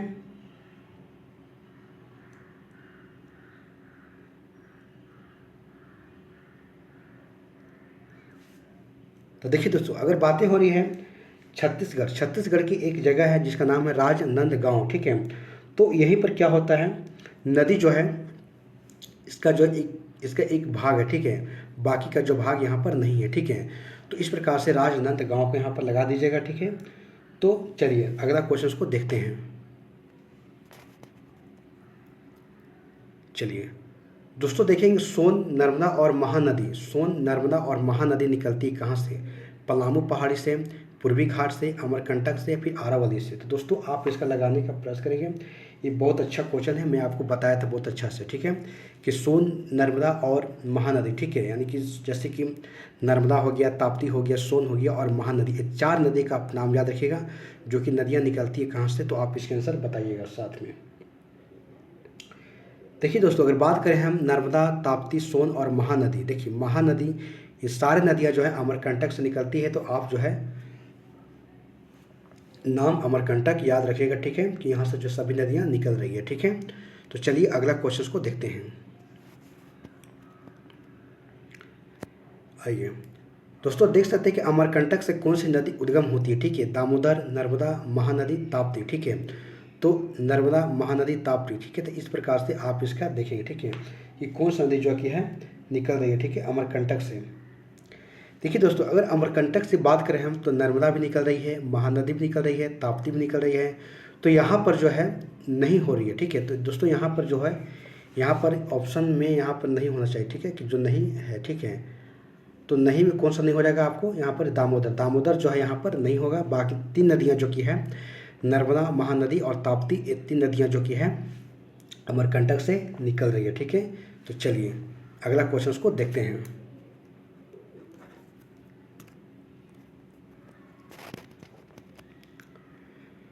दोस्तों यहाँ देखेंगे, ठीक है, कि देखेंगे कि नर्मदा नदी का उद्गम कहाँ से होता है। ठीक है, तो भेड़ाघाट से, होशंगाबाद से, शहडोल से या फिर अमरकंटक से। तो आप इसके आंसर बताएंगे। जस्ट अभी देखें कि नर्मदा, ताप्ती और सोन और महानदी, ठीक है, सभी का उद्गम कहाँ से हो रहा है? तो अमरकंटक से हो रहा था। अमरकंटक आप यहाँ पर लगा देंगे। तो दोस्तों इस प्रकार से यहाँ हमने 50 क्वेश्चन को कंप्लीट कर लिया। इसमें और भी क्वेश्चन हैं, उसको भी हम लोग सब एक साथ आज पूरा का पूरा जो है नदी से क्वेश्चंस को कर लेंगे। इससे बाहर आपके नदी से एक भी क्वेश्चंस बाहर नहीं जाने वाले हैं। ठीक है दोस्तों, यहाँ पर 51 नंबर के क्वेश्चंस को देखेंगे। ठीक है, आप देख सकते हैं कि निम्नलिखित में से कौन सोन नदी के वास्तविक स्रोत है। ठीक है, निम्नलिखित में से कौन सोन नदी का वास्तविक स्रोत है। ठीक है, जहाँ से सोन नदी निकलती है। ठीक है, ऑप्शन है शहडोल जिले में अमरकंटक, शहडोल जिले में सोन मुंडा, या फिर बिलासपुर जिले में सोन जो कि बछवार, और मंडला पठार। ठीक है, तो आप इसका आंसर बताने का प्रयास करेंगे जहाँ से सोन नदी का जो कि वास्तविक स्रोत है। ठीक है, जल्दी से आप इसके आंसर बताने का प्रयास करेंगे। दोस्तों देखिए, अगर दोस्तों यहाँ पर शहडोल जिले में की अगर बात करें हम, तो यहीं से जो कि अमरकंटक है और यहीं से जो है सोन नदी का वास्तविक स्रोत है। ठीक है, तो आप इसको यहाँ पर याद रखिएगा। ठीक है, चलिए तो अगला क्वेश्चन को देखते हैं। देखिए दोस्तों, यहाँ पर क्वेश्चन दिया हुआ कि पश्चिम और प्रभावित होने वाली नदियाँ कौन सी है। ठीक है, तो मैं आपको बताया था कि पश्चिम की ओर प्रभावित होने वाली नदियाँ जो है वो डेल्टा का निर्माण नहीं करती है, जो कि अरब सागर में जाकर गिरती है। तो ऑप्शन है नर्मदा, ताप्ती और राप्ती। ठीक है, तो आप इसके आंसर बताने के प्रयास करेंगे। देखिए दोस्तों, अगर बात करें हम, ठीक है, तो जल्दी से आप इसके आंसर बताने के प्रयास करेंगे। और ये कूट के सहारे आप देख सकते हैं जो दिया हुआ है। ऑप्शन है 1, 2, और बी में है 2, 3, और सी में है 1, 3, और डी में है 1, 2, 3, 1, 2, 3 ही होगा। चलिए देखिए दोस्तों, जैसा कि मैं आपको बताया था, ठीक है, कि नर्मदा और ताप्ती, ठीक है, नर्मदा ताप्ती की बात करें दोस्तों, तो ये 2 नदियां हैं जो कि आपको पश्चिम की ओर जाकर बह रही है। ठीक है, तो इस प्रकार से आप जो है 1 और 2 को आंसर लगा दीजिएगा। दोस्तों राप्ती की बात करें हम, राप्ती घाघरा की एक सहायक नदी है। ठीक है, जो कि उत्तर पश्चिम से लेकर दक्षिण पूर्व में प्रवाहित होने वाली ये नदी है। ठीक है, तो इस प्रकार से नर्मदा और ताप्ती को याद रखिएगा। ठीक है, चलिए देखिए दोस्तों, अगला क्वेश्चन देख सकते हैं। ठीक है, 53 नंबर क्वेश्चन है कि निम्नलिखित में से कौन सी नदी जो है पश्चिम की ओर प्रवाहित होती यानी बहती है। बस वही क्वेश्चन है। गंगा हो गया, नर्मदा हो गया, गोदावरी हो गया, जमुना हो गया। तो आप इसके आंसर बहुत आसानी से दे पाएंगे। ठीक है, चलिए देखिए दोस्तों, अगर गंगा की बात करें, गोदावरी की बात करें और जमुना की बात करें, तो ये 3 नदियाँ जो कि पूर्व की ओर प्रवाहित हो रही है, जबकि नर्मदा जो है आपको पश्चिम की ओर प्रवाहित हो रही है। ठीक है, तो इस प्रकार से आप नर्मदा को लगा दीजिए। ठीक है, चलिए अगला क्वेश्चन को देखते हैं।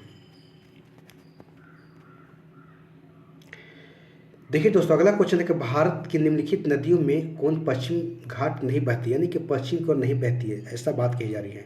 तो गोदावरी हो गया, कावेरी हो गया, ताप्ती, और हमारा ताप्ती है।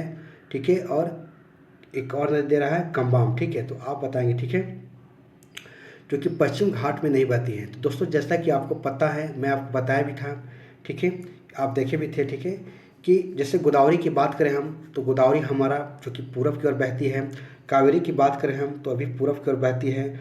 उसी प्रकार से अगर कम्बाम नदी की बात करें हम, तो ये भी हमारा जो कि पूरब की ओर बहती है। ठीक है, और उसी प्रकार से अगर हम ताप्ती की बात करें हम, तो ये जो हमारा जो कि पश्चिम घाट की ओर बहती है। ठीक है, इस प्रकार से आप जो है इसको लगा दीजिएगा। ठीक है, तो चलिए दोस्तों अगला क्वेश्चन देखते हैं। ठीक है, निम्न में से अरब सागर में गिरने वाली नदी कौन सी है। ठीक है, जो पश्चिम की ओर बह रही है वही तो अरब सागर में गिरेगी। तो ऑप्शन है गोदावरी है, कृष्णा है, ताप्ती है और महानदी है। ठीक है, तो गोदावरी है, कृष्णा है, ताप्ती है और महानदी है। तो कौन सी नदी है जो अरब सागर में गिर रही है। ठीक है, तो दोस्तों आप बहुत आसानी से लगा लेंगे, क्योंकि कृष्णा हो गया, गोदावरी हो गया, महानदी जो कि पूरब की ओर गिर रही है बंगाल की खाड़ी में, जो डेल्टा का निर्माण कर रही है। वही अगर ताप्ती की बात करें हम, तो जो हमारा अरब सागर में गिर रही है, तो ये डेल्टा का निर्माण नहीं कर रही है। ठीक है, तो इस प्रकार से आप जो है इसको आप याद रखिएगा, ठीक है। तो चलिए अगला क्वेश्चन को देखते हैं। दोस्तों यहाँ पर देख सकते हैं कि निम्नलिखित में से कौन सी नदी 3 बार धाराओं में विभक्त होती है और कुछ मील आगे चलकर पुनः वह मिल जाती है, ठीक है। और इस प्रकार से श्रीरंगपट्टनम, शिव समुद्रम और श्रीरंगम द्वीपों को निर्माण करती है, ठीक है। तो कौन सी नदी है? तो ऑप्शन है कावेरी है, कृष्णा है, तुंगभद्रा है और गोदावरी है, ठीक है। तो दोस्तों आपको पता है, आप एक मैप बनाइएगा, इस प्रकार से 3 धाराओं में विभक्त होती है, फिर जाके जो है ये मिल जाती है, ठीक है। तो उसी बात को यहाँ पर कहा जा रहा है, ठीक है, कि 3 बार 2 धाराओं में विभक्त होती है, ठीक है, और उसके बाद जो है कुछ मील आगे चलकर पुनः मिल जाती है, ठीक है। और इस प्रकार श्रीरंगपट्टनम, शिव समुद्रम और श्री रंगम के द्वीपों को निर्माण करती है, ठीक है। तो आप इसके आंसर बताने का प्रयास करेंगे, ठीक है। चलिए दोस्तों, जैसा कि आप जानते हैं, कावेरी नदी जो कर्नाटक के कुर्ग जिले में ब्रह्मगिरी की पहाड़ी से निकलती है और उसके बाद जो कि अगर देखा जाए तो यह तिरुचिरापल्ली के निकट बंगाल की खाड़ी में जाकर मिल जाती है, ठीक है। और इसकी अगर प्रवाह क्षेत्र की बात करें हम, कावेरी नदी का जो केरल है, कर्नाटक है, तमिलनाडु है और संघ शासित क्षेत्र एक पुदुचेरी है, ठीक है। तो 4 ऐसे राज्य हैं जहाँ पर जो है नदी जो है अपनी जो कि प्रवाह कर रही है, ठीक है। उसके बाद देखिए दोस्तों, इसी पहाड़ी और इसी प्रकार से देखते हैं कि पहाड़ी से उतरते के पश्चात जो कावेरी नदी दक्कन के पठार में प्रवाहित होती है और जहाँ यह श्रीरंगपट्टनम, शिव समुद्रम और श्रीरंग जो द्वीपों में निर्माण करती है, ठीक है। तो इन सारी बातें जो लिखी कही जा रही है ये आपको कावेरी नदी के बारे में ही कही जा रही है, ठीक है। तो इस प्रकार से आप जो है कावेरी नदी को यहाँ पर लगाकर निकल जाइएगा आंसर, ठीक है। चलिए तो अगला क्वेश्चन देखेंगे, ठीक है, कि कावेरी नदी का उद्गम है कहाँ पर? तो सह्याद्री में या फिर गवालीगढ़ पहाड़ियों में या ब्रह्मगिरी पहाड़ियों में या अमरकंटक में। तो आप इसका बहुत आसानी से आंसर लगा लीजिएगा, क्योंकि अभी जस्ट हम लोग पढ़े पीछे कि कावेरी नदी कहाँ से निकल रही है, तो ब्रह्मगिरी की जो पहाड़ियाँ हैं वहाँ से निकल रही है, ठीक है। तो इस प्रकार से आप जब ब्रह्मगिरी के पहाड़ी लगा दीजिए, ठीक है। चलिए तो अगला क्वेश्चन को देखते हैं दोस्तों। यहाँ पर देखेंगे, ठीक है, अगला क्वेश्चन देखेंगे कि कावेरी नदी जो कौन से राज्यों से होकर गुजरती है। तो ऑप्शन आप देख सकते हैं कि कावेरी नदी गुजरात, मध्य प्रदेश, तमिलनाडु या फिर कर्नाटक, केरल, तमिलनाडु या कर्नाटक, केरल, आंध्र प्रदेश या मध्य प्रदेश, महाराष्ट्र और तमिलनाडु, ठीक है। तो आप इसके आंसर बताने के प्रयास करेंगे, ठीक है, क्योंकि जस्ट अभी हम लोग कावेरी नदी के बारे में बहुत अच्छे से विस्तार से पढ़े भी हैं, ठीक है। तो इस प्रकार से देख सकते हैं कि कावेरी नदी जो है कर्नाटक, केरल और तमिलनाडु से जो कि अपना प्रवाह करती है, बहती है, ठीक है। इस प्रकार से इसको आप याद रखिएगा। चलिए तो अगला क्वेश्चन को देखते हैं। देखिए दोस्तों, यहाँ बातें हो रही कि निम्नलिखित नदियों में से किसको दक्षिण की गंगा कहा जाता है, ठीक है। तो आप देख सकते हैं कि निम्नलिखित नदियों में से किसको दक्षिण की गंगा कहा जाता है। तो ऑप्शन है कावेरी को, गोदावरी को, कृष्णा को या फिर नर्मदा को, ठीक है। तो किसे जो है दक्षिण की गंगा कहा जाता है, ठीक है। तो आप इसको आंसर बताने के प्रयास करेंगे, ठीक है। देखिए दोस्तों, कावेरी नदी को जो कि दक्षिण की गंगा कहा जाता है, ठीक है। कावेरी नदी को दक्षिण की गंगा कहा जाता है, ठीक है। इस प्रकार से आप जो है कावेरी को यहाँ पर याद रखिएगा, ठीक है। दोस्तों यहाँ पर की लगा हुआ, दक्षिण की बोल रहा है, ठीक है। अगर दक्षिणी गंगा कहता केवल दक्षिणी गंगा तो यहाँ पर गोदावरी लगाते, लेकिन दक्षिण की बोल रहा है, ठीक है। यहाँ पर की लगा दिया, की आप ध्यान रखिए, की लगा हुआ है तो कावेरी लग मारेंगे, ठीक है, ऑप्शन।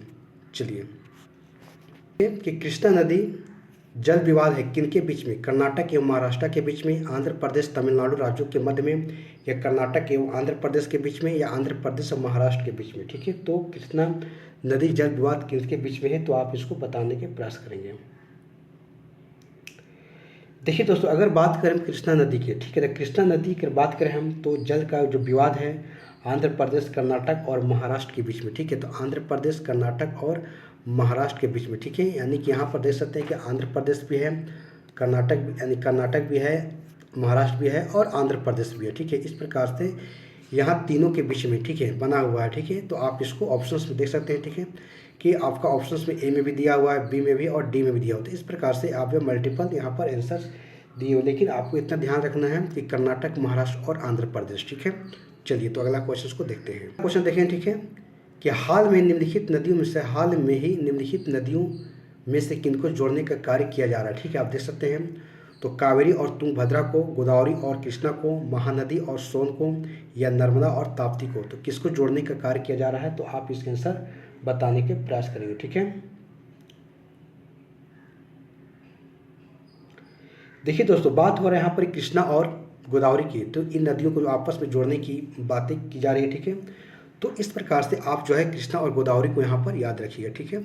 चलिए देख सकते हैं 62 नंबर के कि प्रायद्वीपीय भारत में पूर्व दिशा में बहने वाली नदियाँ को उत्तर दक्षिण के क्रम बताए, ठीक है। यानी कि प्रायद्वीपीय भारत में, ठीक है, जो पूर्व दिशा में बहने वाली नदी है, जो कि पूर्व की ओर बह रही है, ठीक है, तो उसको बोल रहा है कि उत्तर दक्षिण का क्रम बताइए, यानी उत्तर से दक्षिण के क्रम बताने की बातें कर रहा है, ठीक है। तो अगर आप मैप में देखें हम, तो उत्तर से दक्षिण यानी कि ये हमारा उत्तर क्षेत्र है और ये हमारा दक्षिण का क्षेत्र है, ठीक है। तो वही बोल रहा है कि उत्तर और दक्षिण, यानी कि उत्तर और दक्षिण की जो बहने की दिशा में जो है उत्तर और दक्षिण का क्रम बताने की बातें कर रहे हैं, ठीक है। तो आप इसके आंसर बता सकते हैं, ठीक है। देखिए दोस्तों, अगर ऑप्शन के सहारे अगर देखें हम, तो पहला ऑप्शन देखें तो स्वर्णरेखा है, उसके बाद महानदी है, गोदावरी है, कृष्णा है, पेनार है, कावेरी है और बेगई। बेगई आपको पता है दोस्तों कि बेगई जो दक्षिण की सबसे अंतिम नदी बेगई नदी ही था। इस प्रकार से जो है आप यहाँ लगाइएगा, ठीक है। स्वर्णरेखा नदी, महानदी, गोदावरी, कृष्णा, पेनार, कावेरी और बेगई, ये सारे नदियाँ जो है जो कि पूर्व दिशा की ओर बह रही है, ठीक है, और इनका क्रम जो कि उत्तर और दक्षिण है, ठीक है। तो आप यहाँ पर आंसर आप लगा दीजिएगा, ठीक है। तो चलिए अगला क्वेश्चन देखिए दोस्तों, अगला क्वेश्चन देख सकते हैं कि दक्षिण भारत की नदियाँ जो प्रमुख रूप से निम्न में से कौन सा अपवाह तंत्र रखती है, ठीक है। तो आप देख सकते हैं ऑप्शन अरीय है, खंडित है, वृक्षानुमा है और जालीदार है, ठीक है। यानी कि जो दक्षिण भारत की जो नदियाँ की बातें कह रही हैं, इनकी जो किस प्रकार से जो कि अपवाह तंत्र को रखती है, यानी कैसे कैसे उनका जाल बिछा हुआ, ठीक है, वो अपना चलती है, आगे बढ़ती है, ठीक है। तो किस रूप में चलती है, तो वही यहाँ पर बातें कही जा रही है दोस्तों, ठीक है। आप इसका आंसर लगाने के प्रयास करेंगे कि अरीय, खंडित, वृक्षनुमा या फिर जालीदार, ठीक है। तो देखिए दोस्तों, अगर दक्षिण भारत की नदियाँ की बात करें हम, ठीक है, तो मुख्य रूप से चूँकि वृक्षनुमा अपवाह तंत्र रखती है। कैसे, तो वृक्षनुमा आप देखे हैं कि वृक्षनुमा आप जड़ देखें वृक्ष का, तो उस प्रकार से जो है ये फैली हुई अपने साथ चलती है, ठीक है। तो वही कह रहा बातें यहाँ पर बताया जा रहा है, ठीक है। तो चलिए अगला क्वेश्चन को देखते हैं। देखिए दोस्तों, बातें हो रही है निम्नलिखित कथनों पर से कौन सा एक सही नहीं है, ठीक है। सही नहीं की बातें कही जा रही है, ठीक है। तो आप सही नहीं की कही जा रही है, ठीक, कौन सा नहीं है, ठीक है। तो दोस्तों डायरेक्ट हम ऑप्शन पर आते हैं, ठीक है। ऑप्शन अगर सी को देखें हम, तो कावेरी नदी का उद्गम जो आंध्र प्रदेश में होता है, ऐसा बातें कहा जा रहा है, ठीक है। उसी प्रकार से अगर देखा जाए, तो अगर कावेरी नदी की बात करें दोस्तों, तो कावेरी नदी भारत की एक ऐतिहासिक नदियों में से एक है, जिसे पवित्र मानते हुए, ठीक है। और इसकी उत्पत्ति की बात करें हम, तो कर्नाटक की एक पश्चिमी घाट श्रेणी है, ब्रह्मगिरी पर्वत वहीं से जो निकलती है, जबकि आंध्र प्रदेश से नहीं निकलती, ठीक है। बाकी नदियाँ सभी सही हैं, आप देख सकते हैं, ठीक है। कि महानदी की बात करें हम, तो इसका उद्भव क्षेत्र है जो छत्तीसगढ़ के पठार से हो रही है, ठीक है। वही अमरकंटक की बात हो रही है उसी के आसपास जगह से। गोदावरी जो कि महाराष्ट्र से, ताप्ती जो कि मध्य प्रदेश से, ठीक है। तो वही अमरकंटक से निकल रही है। तो इस प्रकार से आप जो है इसका आंसर दे सकते हैं, ठीक है। तो चलिए अगला क्वेश्चन को देखते हैं। देखिए दोस्तों, अगला क्वेश्चन देख सकते हैं, ठीक है। दोस्तों अगला क्वेश्चन को 65 नंबर क्वेश्चन को देखेंगे कि जो नदी शेष अंश से भिन्न है वह कौन सा है। नर्मदा है, ताप्ती है, सिंधु है और महानदी है, ठीक है। तो आप इसका आंसर बताएंगे जो कि भिन्न है, ठीक है। नर्मदा, ताप्ती और महानदी।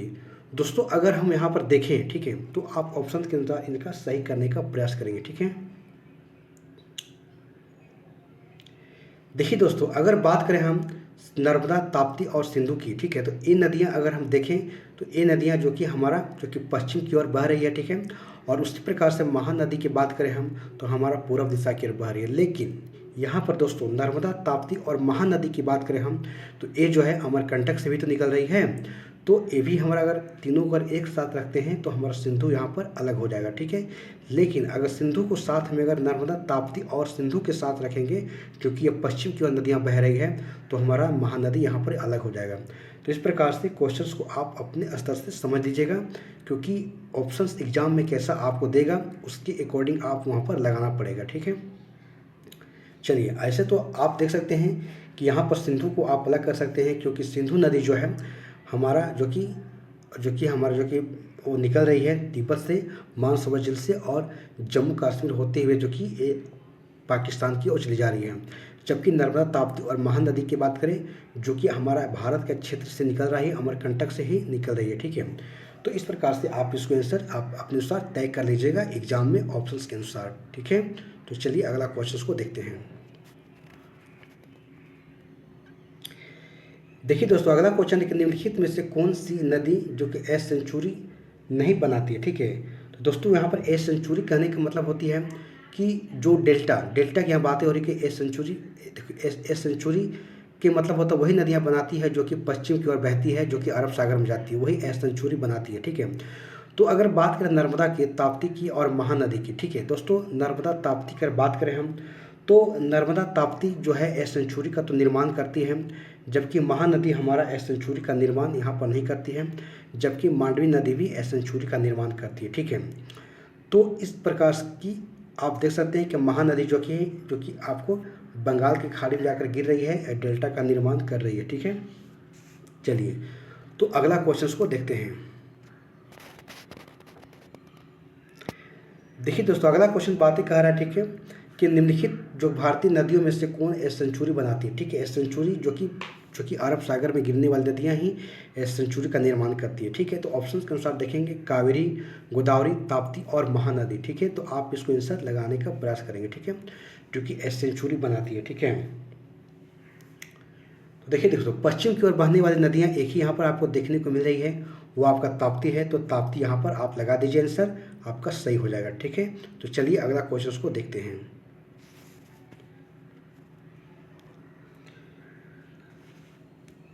देखिए दोस्तों, अगला क्वेश्चन है कि कौन सी नदी उड़ीसा में अपना डेल्टा बनाती। ठीक है, आप देख सकते हैं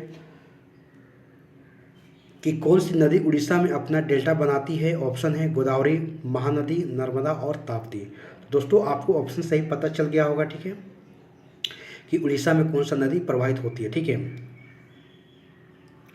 तो चलिए दोस्तों, अगर बात करें हम महानदी की, तो महानदी है जो कि उड़ीसा में जो कि अपना डेल्टा बनाती है। ठीक है, चलिए तो अगला क्वेश्चन को देखते हैं।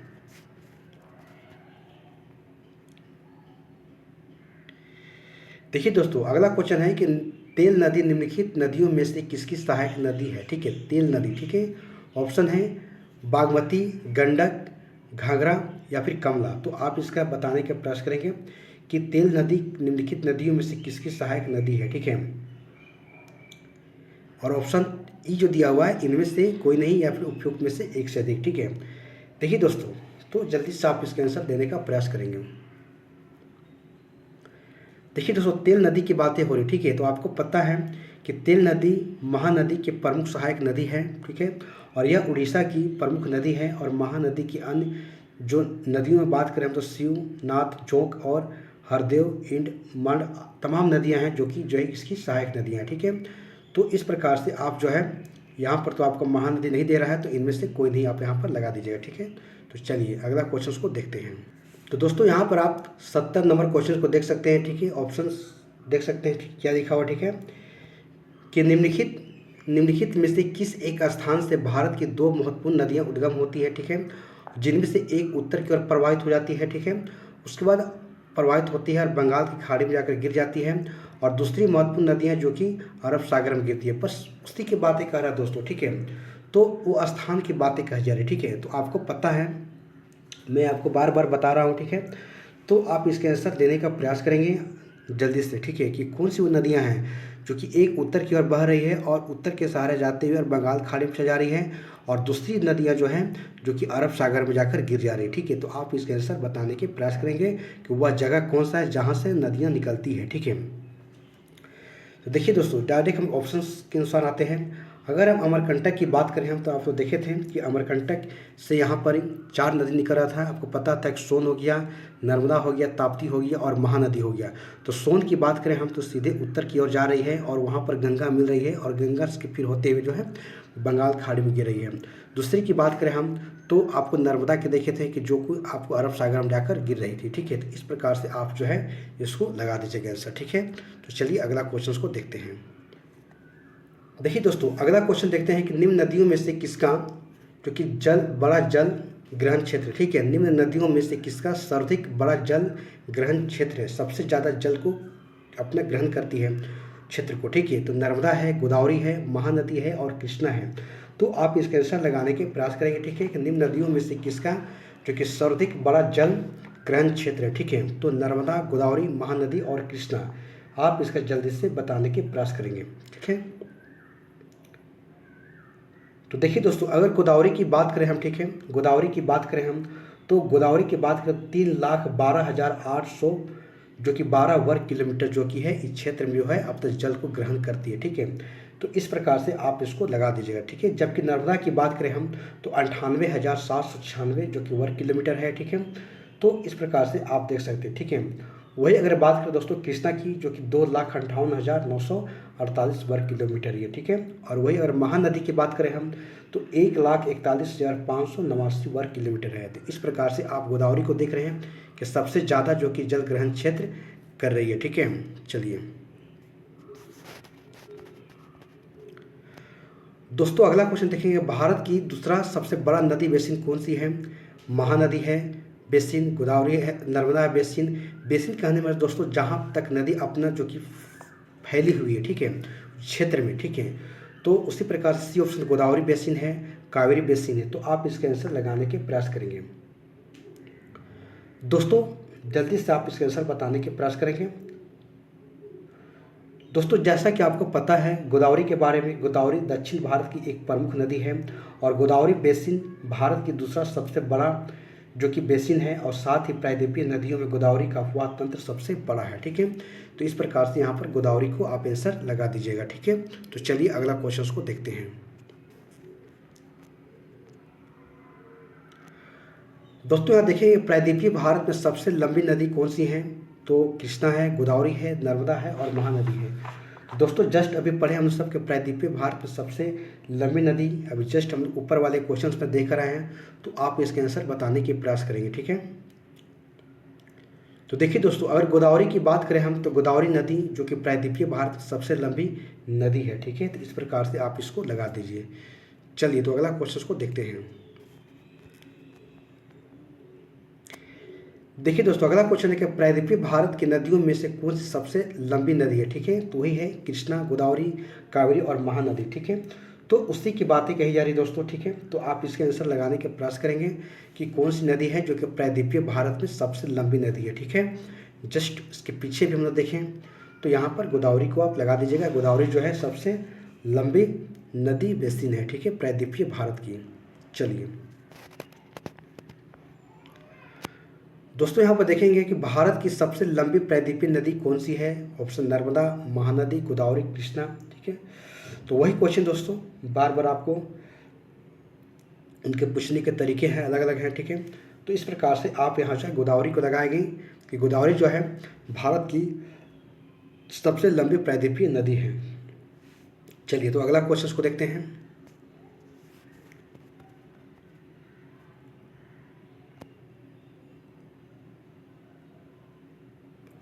दोस्तों यहाँ देख सकते हैं कि निम्नलिखित नदियों में से विचार कीजिए, ठीक है, जैसे कि वंशधारा है, प्रहिता है, इंद्रावती है और पेनियार है, ठीक है। तो यही बताया जा रहा है कि गोदावरी की सहायक नदी पूछी जा रही है, ठीक है। तो आप इसको बताने के प्रयास करेंगे इनमें से कौन जो कि गोदावरी की सहायक नदी है, ठीक है, इन सारी नदियों में से, ठीक है। तो आप इसका जल्दी से बताने के प्रयास करेंगे। देखिए दोस्तों, अगर बात करें हम गोदावरी नदी की सहायक नदी की बात करें हम तो जैसा कि आप पता है कि प्रहनिता हो गया, वारधा हो गया, पेनगंगा, मानेर, इंद्रावती और बहुत सारे और नदियाँ जैसे कि नदियाँ हैं दोस्तों जो कि इस जो गोदावरी की सहायक नदियाँ हैं। तो इस प्रकार से आप जो है यहाँ पर ऑप्शंस के अनुसार जो है इंद्रावती और प्रणिता को आप याद रखिएगा, ठीक है। इंद्रावती और प्रणिता जो है ये दो नदियों को आप याद रखिएगा जो कि किसकी, तो कि गोदावरी की सहायक नदियाँ, ठीक है। तो दोस्तों मैं इन सारे नदियों के बारे में आपको बहुत से डिटेल से मैं आपको थ्योरी वाली क्लास में आपको शॉर्ट नोट्स में ही आपको बहुत चीज़ में बताने का प्रयास किया हूँ।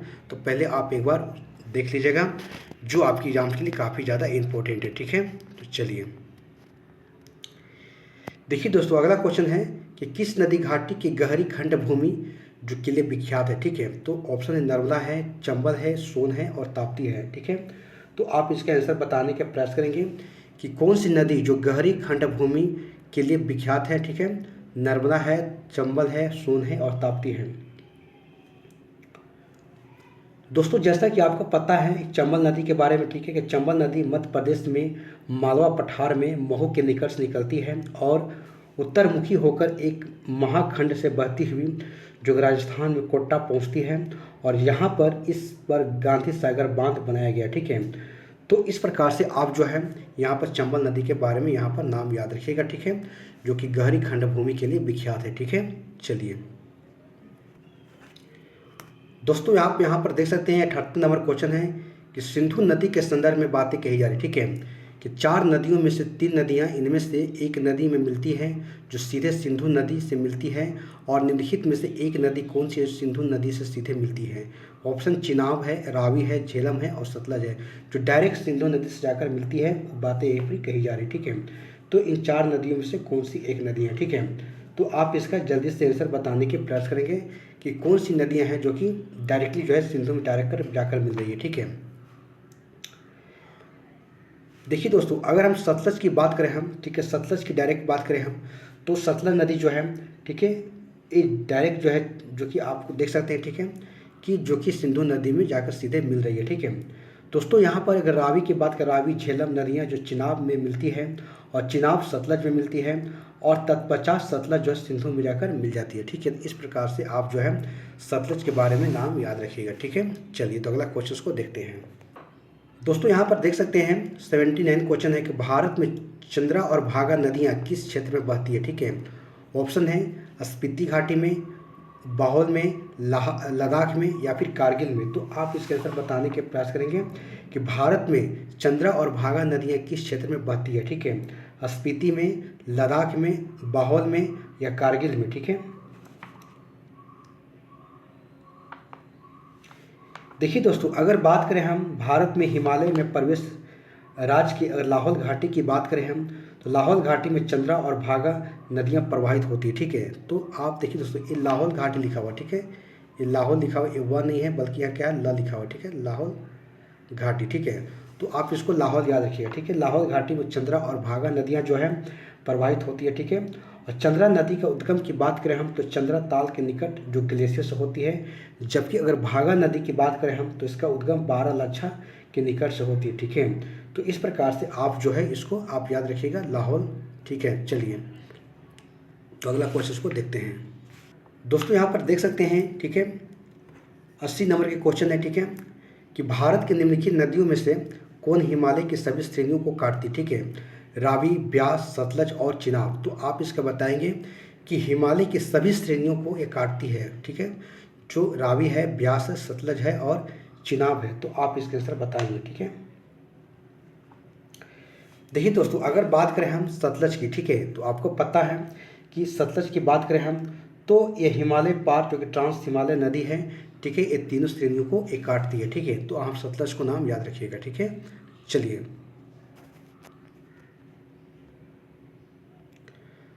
दोस्तों यहाँ पर देखिएगा निम्नलिखित में से कौन सी एक नदी हिमालय पार जो कि जो कि हिमालय नदी है। ठीक है, तो बस वही जो अभी पढ़ा हमने। ठीक है, वही है कि जो हिमालय की एक जो ट्रांस हिमालय है। ठीक है, तो झेलम, गंगा, सतलज और रावी। ठीक है, तो इस प्रकार से आप जो है यहाँ पर सतलज को लगाकर निकल जाइएगा। ठीक है, चलिए तो अगला क्वेश्चन को देखते हैं।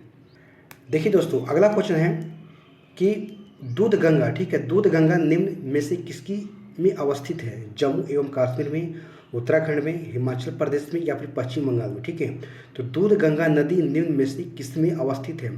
जम्मू एवं कश्मीर में, उत्तराखंड में, हिमाचल प्रदेश में या पश्चिम बंगाल में। तो आप इसके आंसर बताने के प्रयास करेंगे। ठीक है,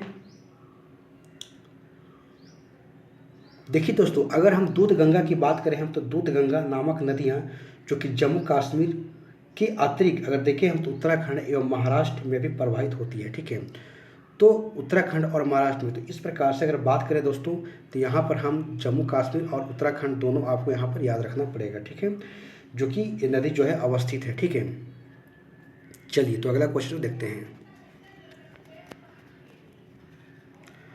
दोस्तों यहाँ देखेंगे कि निम्नलिखित नदियों में से कौन सी नदी है जो बंगाल की खाड़ी में गिरती है। ठीक है, यहाँ बंगाल की खाड़ी की बातें हो रही दोस्तों, जैसे गंगा हो गया, ब्रह्मपुत्र हो गया, गोदावरी हो गया या फिर महानदी कृष्णा कावेरी हो गया या लूनी, नर्मदा और ताप्ती हो गया। तो आप इसको बताने के प्रयास करेंगे। देखिए दोस्तों आपको मैं बताया था कि जो नदियाँ बंगाल की खाड़ी में गिरेगी वो पूर्व दिशा की तरफ बहती हुई बंगाल खाड़ी में गिरती हैं। तो दोस्तों ऑप्शंस के अनुसार अगर देखें हम, गंगा तो पूरब की ओर बह रही है, ब्रह्मपुत्रा पूरब की ओर बह रही है, गोदावरी पूरब की ओर बह रही है, महानदी कृष्णा और कावेरी, ये सारी नदियां जो हैं ए और बी में सभी जो कि पूरब की ओर बह रही है और डेल्टा का निर्माण करती हैं। जबकि लूनी, नर्मदा और ताप्ती जो है एक पश्चिम की ओर बहने वाली नदी है, और जिसमें लूनी नदी की बात करें दोस्तों, एक कच्छ के रण में समाप्त हो जाती है, मरुस्थल में समाप्त हो जाती है। ठीक है, तो इस प्रकार से आप ऑप्शन के अनुसार देखा जाए तो ए और बी जो है आप यहाँ पर लगा दीजिएगा। ठीक है, चलिए तो अगला क्वेश्चन को देखते हैं। देखिए दोस्तों, अगला क्वेश्चन है कि निम्नलिखित में से कौन एक कृष्णा नदी की सहायक नदी नहीं है, यानी कृष्णा की सहायक नदी की बात करी हम, भीमा, तेल, डॉन और तुभद्रा। तो आप इसके आंसर बताने के प्रयास करेंगे जो कृष्णा की एक सहायक नदी नहीं है। ठीक है, देखिए दोस्तों, अगर बात करें हम तेल नदी की, ठीक है, अगर तेल नदी की बात करें हम तो ये महानदी की सहायक नदी है। ठीक है, जबकि भीमा, डॉन और तुभद्रा जो है ये कृष्णा की सहायक नदी है। ठीक है दोस्तों, आज मैं इन सारे आपको नदियों के क्वेश्चंस को एक साथ में करा रहा हूँ। इससे ज़्यादा आपको कहीं भी किसी भी प्लेटफॉर्म पर आपको देखने की ज़रूरत नहीं पड़ेगी। यदि हमारे वीडियो को आप थ्योरी वाले क्लास के साथ अगर आप एमसीक्यू क्वेश्चंस को आप उसको रिलेट करके पढ़ते हैं तो आपको बहुत अच्छा लगेगा, और इससे आपके क्वेश्चन एक भी बाहर नहीं जाने वाले हैं। ठीक है, तो चलिए अगला क्वेश्चन को देखते हैं। देखिए दोस्तों, अगला क्वेश्चन है, हंगरी एक सहायक नदी है किसकी, भीमा की, कृष्णा की, गोदावरी की, तुभद्रा की। तो आप इसका बताने के प्रयास करेंगे कि हंगरी जो किसकी सहायक नदी है। ठीक है, देखिए दोस्तों, यहाँ पर हंगरी नदी की बात हो रही है। ठीक, तो हंगरी नदी की बात करें हम तो हंगरी नदी पश्चिमी घाट से निकलती है और कर्नाटक, आंध्र प्रदेश से होते हुए तुभद्रा नदी में जाकर मिल जाती है। ठीक है, तो इस प्रकार से आप जो है तुभद्रा नदी को यहाँ पर याद रखिएगा। ठीक है, चलिए तो अगला क्वेश्चन को देखते हैं।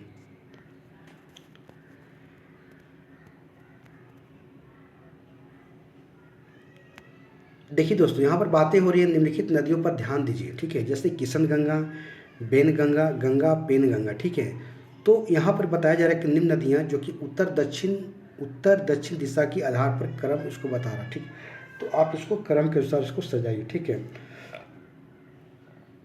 देखिए दोस्तों, इस सारे नदियाँ जो आप नाम देख रहे हैं, ठीक है, कृष्ण गंगा, बेन गंगा और पेन गंगा, इस सारे नदियाँ को देखें तो ये नदियाँ जो है उत्तर दक्षिण दिशा के आधार पर सही क्रम में दिया हुआ। ठीक है, तो इसी प्रकार से इसी क्रम में आपको इसको याद रख लेना है। ठीक है, जैसा दिया हुआ है और उसी क्रम में जो नदियाँ, सारी नदियाँ जो है उत्तर से दक्षिण दिशा में बह रही है। ठीक है, तो इस प्रकार से जो है आप जो इसका सही क्रम आपको यहाँ पर ऑप्शन ए लगा देना है। ठीक है, तो चलिए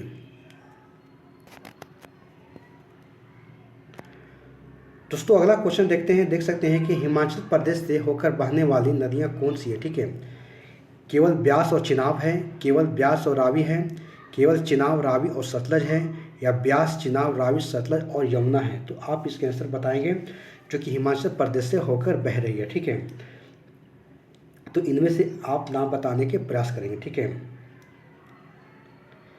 देखिए दोस्तों, अगर ऑप्शन के अनुसार अगर देखें हम, ब्यास, चिनाब, रावी, सतलज और यमुना, ये सारी नदियां जो हैं हिमाचल प्रदेश से होकर बहती है। ठीक है, तो इस प्रकार से आप इसको याद रखिएगा। ठीक है, तो चलिए अगला क्वेश्चन को देखते हैं।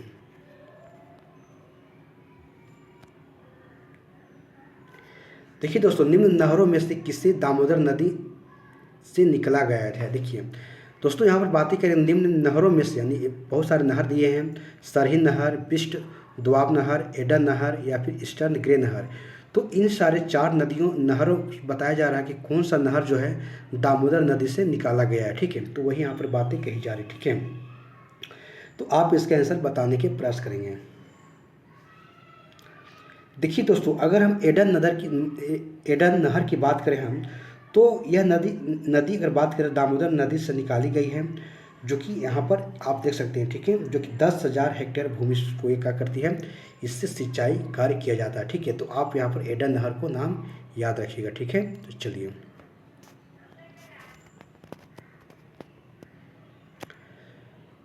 दोस्तों अगला क्वेश्चन देखेंगे, भारत की निम्नलिखित नदियों में से कौन सी दामोदर नदी की सहायक नदी नहीं है। ठीक है, आप देख सकते हैं यहाँ पर दामोदर की सहायक नदी कौन सी नहीं है, ठीक है।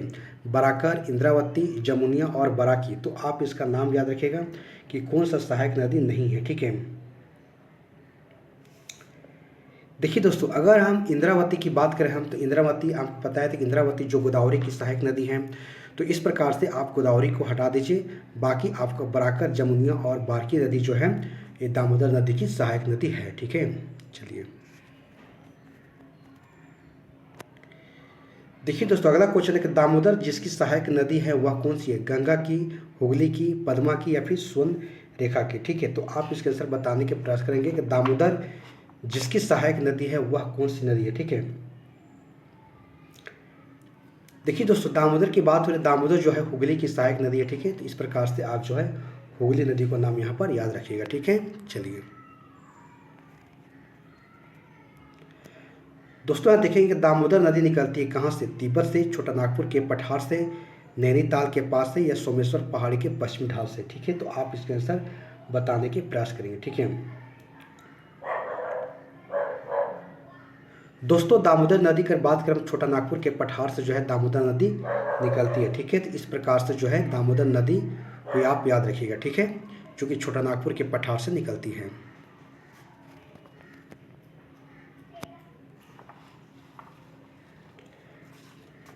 दोस्तों, यहाँ पर देखेंगे कि रजरप्पा किन नदियों के बीच में संगम में स्थित है, ठीक है। आप देख सकते हैं कि रजरप्पा किन नदियों के संगम में स्थित है? तो दामोदर भेरा, दामोदर बराक या दामोदर शेरभूखी या दामोदर कुनार, ठीक है। तो एक पेयर में दिया हुआ है कि किन नदियों के संगम पर स्थित है, ठीक है। तो दामोदर भेरा के बीच में या फिर दामोदर बराक के बीच में, ठीक है, या फिर आप देख सकते हैं कि दामोदर शेराभूखी के बीच में या फिर दामोदर कुनार के बीच में। तो आप इसका आंसर बताने के प्रयास करेंगे। देखिए दोस्तों, अगर बात हो रही रजरप्पा की, तो रजरप्पा एक जो है आप देख सकते हैं कि झारखंड जिले से अगर बात करें, रामगढ़ एक जगह है, वहाँ से बात करें हम तो 28 किलोमीटर की दूर रजरप्पा एक शक्तिपीठ है।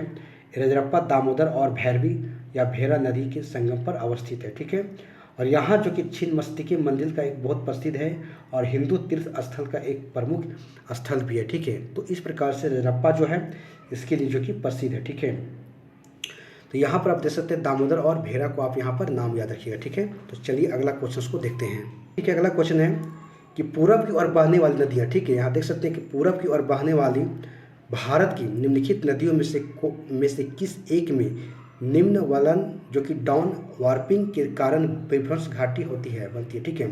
देखिए दोस्तों, अभी हमने क्या बताया कि जो पश्चिम की नदियाँ बहती है वही विभ्रंश घाटी से बहती, लेकिन नहीं, इनमें भी कुछ और नदियां भी हैं जो कि आपको पूरब में बहने के बावजूद भी जो विभ्रंश घाटी से बहती है। तो ऑप्शन दामोदर, महानदी, सोन नदी और यमुना। तो आप इसका आंसर बताने के प्रयास करेंगे, ठीक है। तो देखिए दोस्तों, यहाँ पर बातें हो रही है दामोदर नदी की, ठीक है। अगर दामोदर नदी की बात करें हम, ठीक है, जो कि हमारा जो ये नदी जो है, ठीक है, जो कि हमारा विभ्रंश घाटी से होकर बह रही है, ठीक है। तो इस प्रकार से आप जो है दामोदर घाटी को यहाँ पर याद रखिएगा, ठीक है। चलिए देखिए दोस्तों, यहाँ क्वेश्चन है कि निम्न नदियों में से कौन सर्वाधिक प्रदूषित है, ठीक है। तो ऑप्शन के अनुसार आपको बताना है गोमती, पेरियार, दामोदर और महानदी, ठीक है। तो दोस्तों ऑप्शन के अनुसार दिया हुआ है कि इनमें से कौन सी नदियाँ जो कि प्रदूषित है, ठीक है। तो आप इसका आंसर बताने के प्रयास करेंगे। तो दोस्तों यहाँ पर दामोदर नदी जो है जो कि सर्वाधिक प्रदूषित है, आप यहाँ पर लगा सकते हैं, ठीक है। चलिए दोस्तों, यहाँ पर देखिए ठीक अगला क्वेश्चन है कि निम्नलिखित में से किस नदी के ऊपरी मार्ग में मीठा जल परंतु निचले भाग में खारे जल का प्रवाह मिलता है, ठीक है। तो कौन सी नदी है? बराक नदी है, बगर नदी है, लूनी नदी है। तो आप इसका आंसर बताने की प्रयास करेंगे, ठीक है। जो कि ऊपरी मार्ग में मीठा और निचले मार्ग में जो खारा नदी मिलती है, ठीक है। तो आप इसके आंसर बताने की प्रयास करेंगे। देखिए दोस्तों, जैसा कि आपको लूनी नदी के बारे में बताया था, जो कि कच्छ के रण जो कि मरुस्थल में ये समाप्त हो जाती है, ठीक है। तो ये नदी जो है और इसकी ऊपरी अगर बात करें हम मार्ग में मीठा जल और इसके निचले भाग में जो है खारे जल का प्रवाह मिलता है। तो इस प्रकार से आप लूनी नदी को बारे में याद रखिएगा, ठीक है।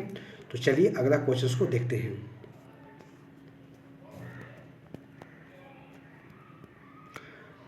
दोस्तों यहाँ देख सकते हैं कि निम्नलिखित जो कि इनमें से कौन जो कि भूबंधित नदी है, मतलब कि भूमि के में क्या हो उसको बन जाती है, ठीक है, वही बातें कहा जाए सो समाप्त हो जाती है।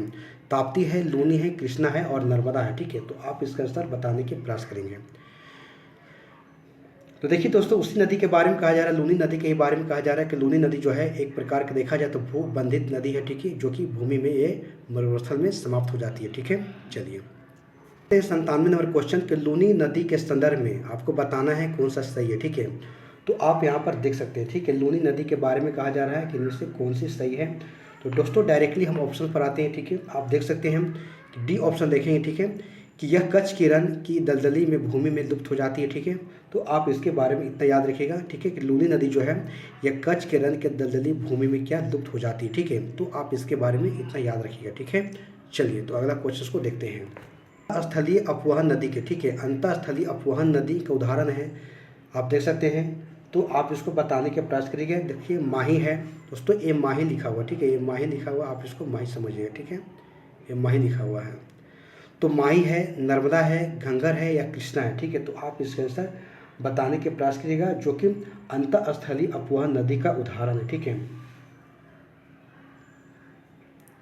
देखिए दोस्तों, अगर घंघर नदी की बात करें हम, तो यह एक अंतःस्थलीय अपवहन नदी का उदाहरण है। तो आप यहाँ पर इसको याद रखिएगा। ठीक है, तो चलिए अगला क्वेश्चन को देखते हैं।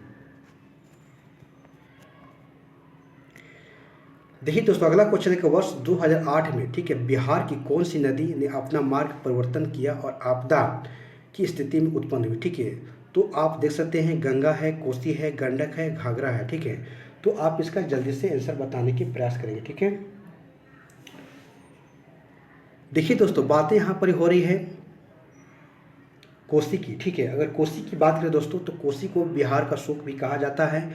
और यह नदी जो है अपनी जो कि मार्ग में काफ़ी ज़्यादा परिवर्तन करती है। ठीक है, और हर एक साल आप देखते हैं कि बिहार में जो कि आपको बाढ़ और आपदा जैसी स्थिति देखने को मिलती है। ठीक है, तो इस कोसी नदी को आप यहाँ पर नाम याद रखिएगा। ठीक है, तो चलिए अगला क्वेश्चन को देखते हैं।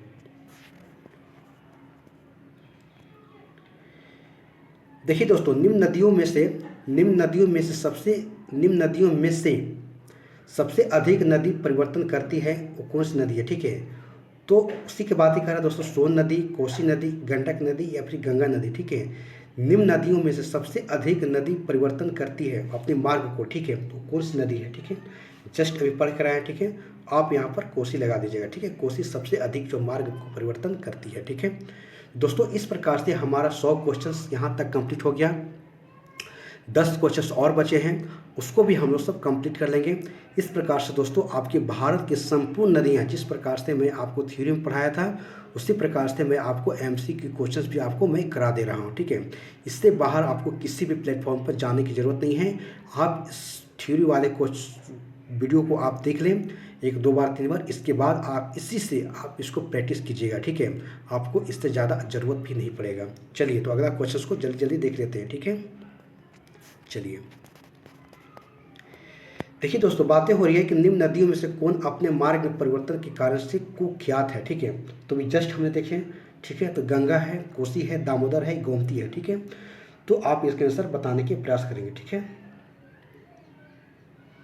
देखिए दोस्तों, कोसी की बात हो रही है, सबसे ज़्यादा मार्ग यही परिवर्तन कर रही है, तो आप इसको कोसी लगा दीजिएगा। ठीक है, चलिए देखिए दोस्तों, अगला क्वेश्चन है, खारी नदी जिस अपवाह तंत्र का अंग है वह है अरब सागरीय, आंतरिक अपवाह, अनिश्चित अपवाह या बंगाल की खाड़ी। ठीक है, खारी नदी जिस अपवाह तंत्र का अंग है वह है। ठीक है, तो आप इसका जल्दी से आंसर बताने के प्रयास करेंगे। देखिए दोस्तों, बातें हो रही खारी नदी की। खारी नदी चंबल की सहायक नदी है, और चंबल यमुना की सहायक नदी है, और यमुना गंगा की सहायक नदी है। ठीक है, जो कि बंगाल की खाड़ी में गिरती है। तो इस प्रकार से आप जो है यहाँ पर ऑप्शंस बंगाल की खाड़ी लगाने के प्रयास करेंगे। ठीक है, चलिए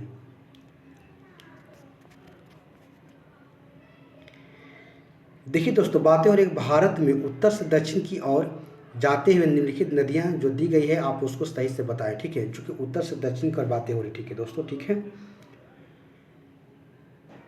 तो देखिए दोस्तों, डायरेक्ट हम ऑप्शंस पर आते हैं। ठीक है, अगर हम यहाँ देखें श्योक, जास्कर, स्पीति और सतलज की बात करें, तो ये नदियाँ जो कि उत्तर से दक्षिण की ओर जाते हुए यहाँ पर दिखाया गया। ठीक है, तो आप इसको श्योक, जास्कर, स्पीति और सतलज को आप यहाँ पर नाम याद रखेंगे। ठीक है, तो चलिए अगला क्वेश्चन को देखते हैं।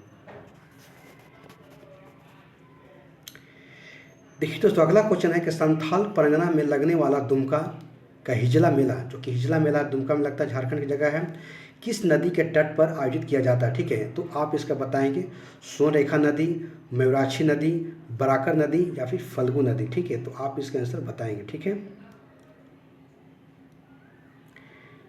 देखिए दोस्तों, अगर बातें हो रही है, ठीक है, कि संथाल परगना की, ठीक है, तो संथाल परगना में जो दुमका में हिजला नामक जो स्थान है जहाँ की वह जनजातीय मेला लगता है, और हिजला जो है जो कि मयूराक्षी नदी के तट पर अवस्थित है। ठीक है, तो आप यहाँ पर मयूराक्षी नदी जो है नाम याद रखिएगा। ठीक है, तो चलिए अगला क्वेश्चन को देखते हैं। दोस्तों यहाँ देखेंगे कि उत्तर प्रदेश और मध्य प्रदेश राज्यों में संयुक्त जो कि राजघाट नदी परियोजना लागू की गई है। ठीक है, तो आप यहाँ देख सकते हैं, तो बताया जा रहा है उत्तर प्रदेश और मध्य प्रदेश राज्यों में संयुक्त राज्य जो घाट नदी परियोजना लागू की गई है। ठीक है, तो केन नदी पर, चंबल नदी पर, सोन नदी पर, बेतवा नदी पर। तो आप इसके आंसर बताने के प्रयास करेंगे। ठीक है, देखिए दोस्तों, यहाँ राजघाट नदी परियोजना की बातें हो रही है। ठीक है, तो उत्तर प्रदेश और मध्य प्रदेश में संयुक्त रूप से स्थापित एक परियोजना है, और यह परियोजना उत्तर प्रदेश के ललितपुर जिले से 22 किलोमीटर की दूर बेतवा नदी पर स्थित है। ठीक है, तो इस प्रकार से यहाँ पर बेतवा नदी को आप याद रख लीजिएगा। ठीक है, तो चलिए अगला क्वेश्चन को देखते हैं।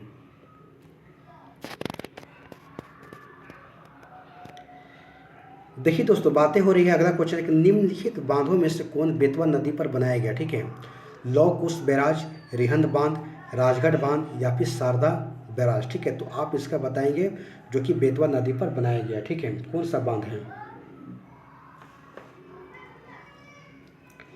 देखिए दोस्तों, अगर यहाँ पर राजघाट बांध की बात करें हम, तो ये राजघाट बांध जो है बेतवा नदी पर बनाया गया है, जबकि रिहंद बांध जो है सोन नदी पर बनाया गया। ठीक है, तो आप यहाँ पर याद रखिएगा। ठीक है, चलिए अगला क्वेश्चन को देखते हैं। दोस्तों, भारत की किस नदी पर विश्व का सबसे ऊंचा पुल बनाया गया? ठीक है, तो भारत के किस नदी पर विश्व का सबसे ऊंचा जो पुल बनाया गया? ठीक है, तो ऑप्शन चिनाब पर, सतलज पर, झेलम पर या फिर ब्यास पर। तो आप इसको बताएंगे कि अभी किस पर बनाया गया। ठीक है, तो दोस्तों, जैसा कि आपको पता है कि चिनाब नदी पर जो कि विश्व का सबसे जो कि ऊंचा पुल बनाया गया। ठीक है, तो आप इसको याद रखिएगा। ठीक है, चलिए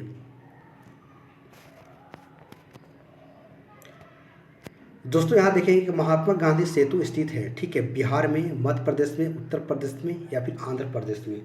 तो आप इसको बताने के प्रयास करेंगे महात्मा जो सेतु कहाँ पर है। ठीक है दोस्तों, जैसा कि आपको पता है कि महात्मा गांधी सेतु बिहार में पटना से हाजीपुर को जोड़ने के लिए गंगा नदी पर 5,575 किलोमीटर लंबा जो कि एक निर्मित नदी पुल है। ठीक है, अगर देखा जाए, ठीक है, तो इसे औपचारिक रूप से अगर देखा जाए तो मार्च 1982 में खोला गया था। ठीक है, तो इस प्रकार से आप बिहार को यहाँ पर याद रखिएगा। ठीक है, तो चलिए अगला क्वेश्चन को देखते हैं। दोस्तों, निम्नलिखित में से किस नदी का उद्गम भारत में नहीं है, यानी भारत से बाहर है? ब्यास, रावी, चिनाब और सतलज। ठीक है, तो आप यहाँ पर बताने के प्रयास करेंगे। ठीक है, देखिए दोस्तों, हमने बार बार पढ़ा, ठीक है, बताया भी कि सिंधु, सतलज और ब्रह्मपुत्रा ये 3 ऐसी नदियां हैं जो कि भारत से बाहर जो मानसरोवर झील जो तिब्बत से उद्गम होती है। बाकी आपको ब्यास, रावी और चिनाब जो कि हिमाचल प्रदेश आप देख सकते हैं, और चिनाब एक जो नदियाँ जो हैं आप यहाँ से निकल रही है। ठीक है, तो इस प्रकार से आप यहाँ पर याद रखिएगा। ठीक है, तो अगला क्वेश्चन को देखते हैं। देखिए दोस्तों, अगला क्वेश्चन है, देख सकते हैं, ठीक है, निम्नलिखित नदियों में से कौन अध्यारोपित नदी का उदाहरण? ठीक है, आप इसको बताइएगा जो एक अध्यारोपित नदी का उदाहरण है, तो आप इसका आंसर बताने के प्रयास कीजिएगा। ठीक है, ऑप्शन है अलकनंदा है, कोसी है, चंबल है और गोदावरी है। ठीक है, तो दोस्तों, जैसा कि आपको पता है कि पूर्ववर्ती नदियां के समान ही पूर्वारोहित या अध्यारोपित नदियां अपने प्रवाह स्थल की संरचना के साथ जो कि समायोजित नहीं होती है। ठीक है, अर्थात वह स्थल के ढाल के अनुरूप जो है नहीं कर पाती है। ठीक है, और भारत में चंबल और सोन नदियाँ इसका अच्छा उदाहरण है। ठीक है, तो आप यहाँ पर चंबल को यहाँ पर याद रखिएगा। ठीक है, चलिए दोस्तों, यहाँ पर देख सकते हैं, ठीक है, कि संकोश नदी किसकी सीमा बनाती है? ठीक है, संकोश जो नदी है किसकी सीमा बनाती है? तो आप इसका आंसर बताने के प्रयास करेंगे कि बिहार एवं पश्चिम बंगाल के बीच, असम एवं अरुणाचल प्रदेश के बीच, या फिर असम एवं पश्चिम बंगाल के बीच और बिहार एवं झारखंड के बीच। तो आप इसका जल्दी से आंसर बताने के प्रयास करेंगे, ठीक है, कि संकोच नदी किसकी सीमा बनाती है, ठीक है। देखिए दोस्तों, अगर बात करें हम तो यहाँ असम और पश्चिम बंगाल की, ठीक है, तो असम और पश्चिम बंगाल के बीच जो संकोच नदी जो है अपनी सीमा बनाती है, ठीक है। तो इस प्रकार से आप यहाँ पर देखें, ठीक है। तो अगला क्वेश्चन को देखते हैं। देखिए दोस्तों, अगला क्वेश्चन है कि निम्न में से कौन सी नदी मध्य प्रदेश निकलती है और खंभात की खाड़ी में गिर जाती है, ठीक है। तो आप इसका बताइएगा, पार्वती नदी, माही नदी, लूनी नदी या फिर जवाई नदी, ठीक है। तो इस प्रकार से बताइएगा, ठीक है, कि कौन सी नदी है जो कि मध्य प्रदेश से निकलती है और खंभात की खाड़ी में गिर जाती है।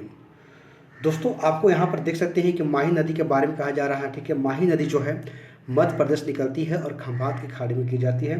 तो दोस्तों, यहाँ पर माही नदी के बारे में एक और चीज़ याद रखिएगा कि माही नदी जो है कर्क रेखा को 2 बार काटती है, ठीक है। पहले एक बार ऊपर जाती है, फिर ऊपर से नीचे आती है, ठीक है।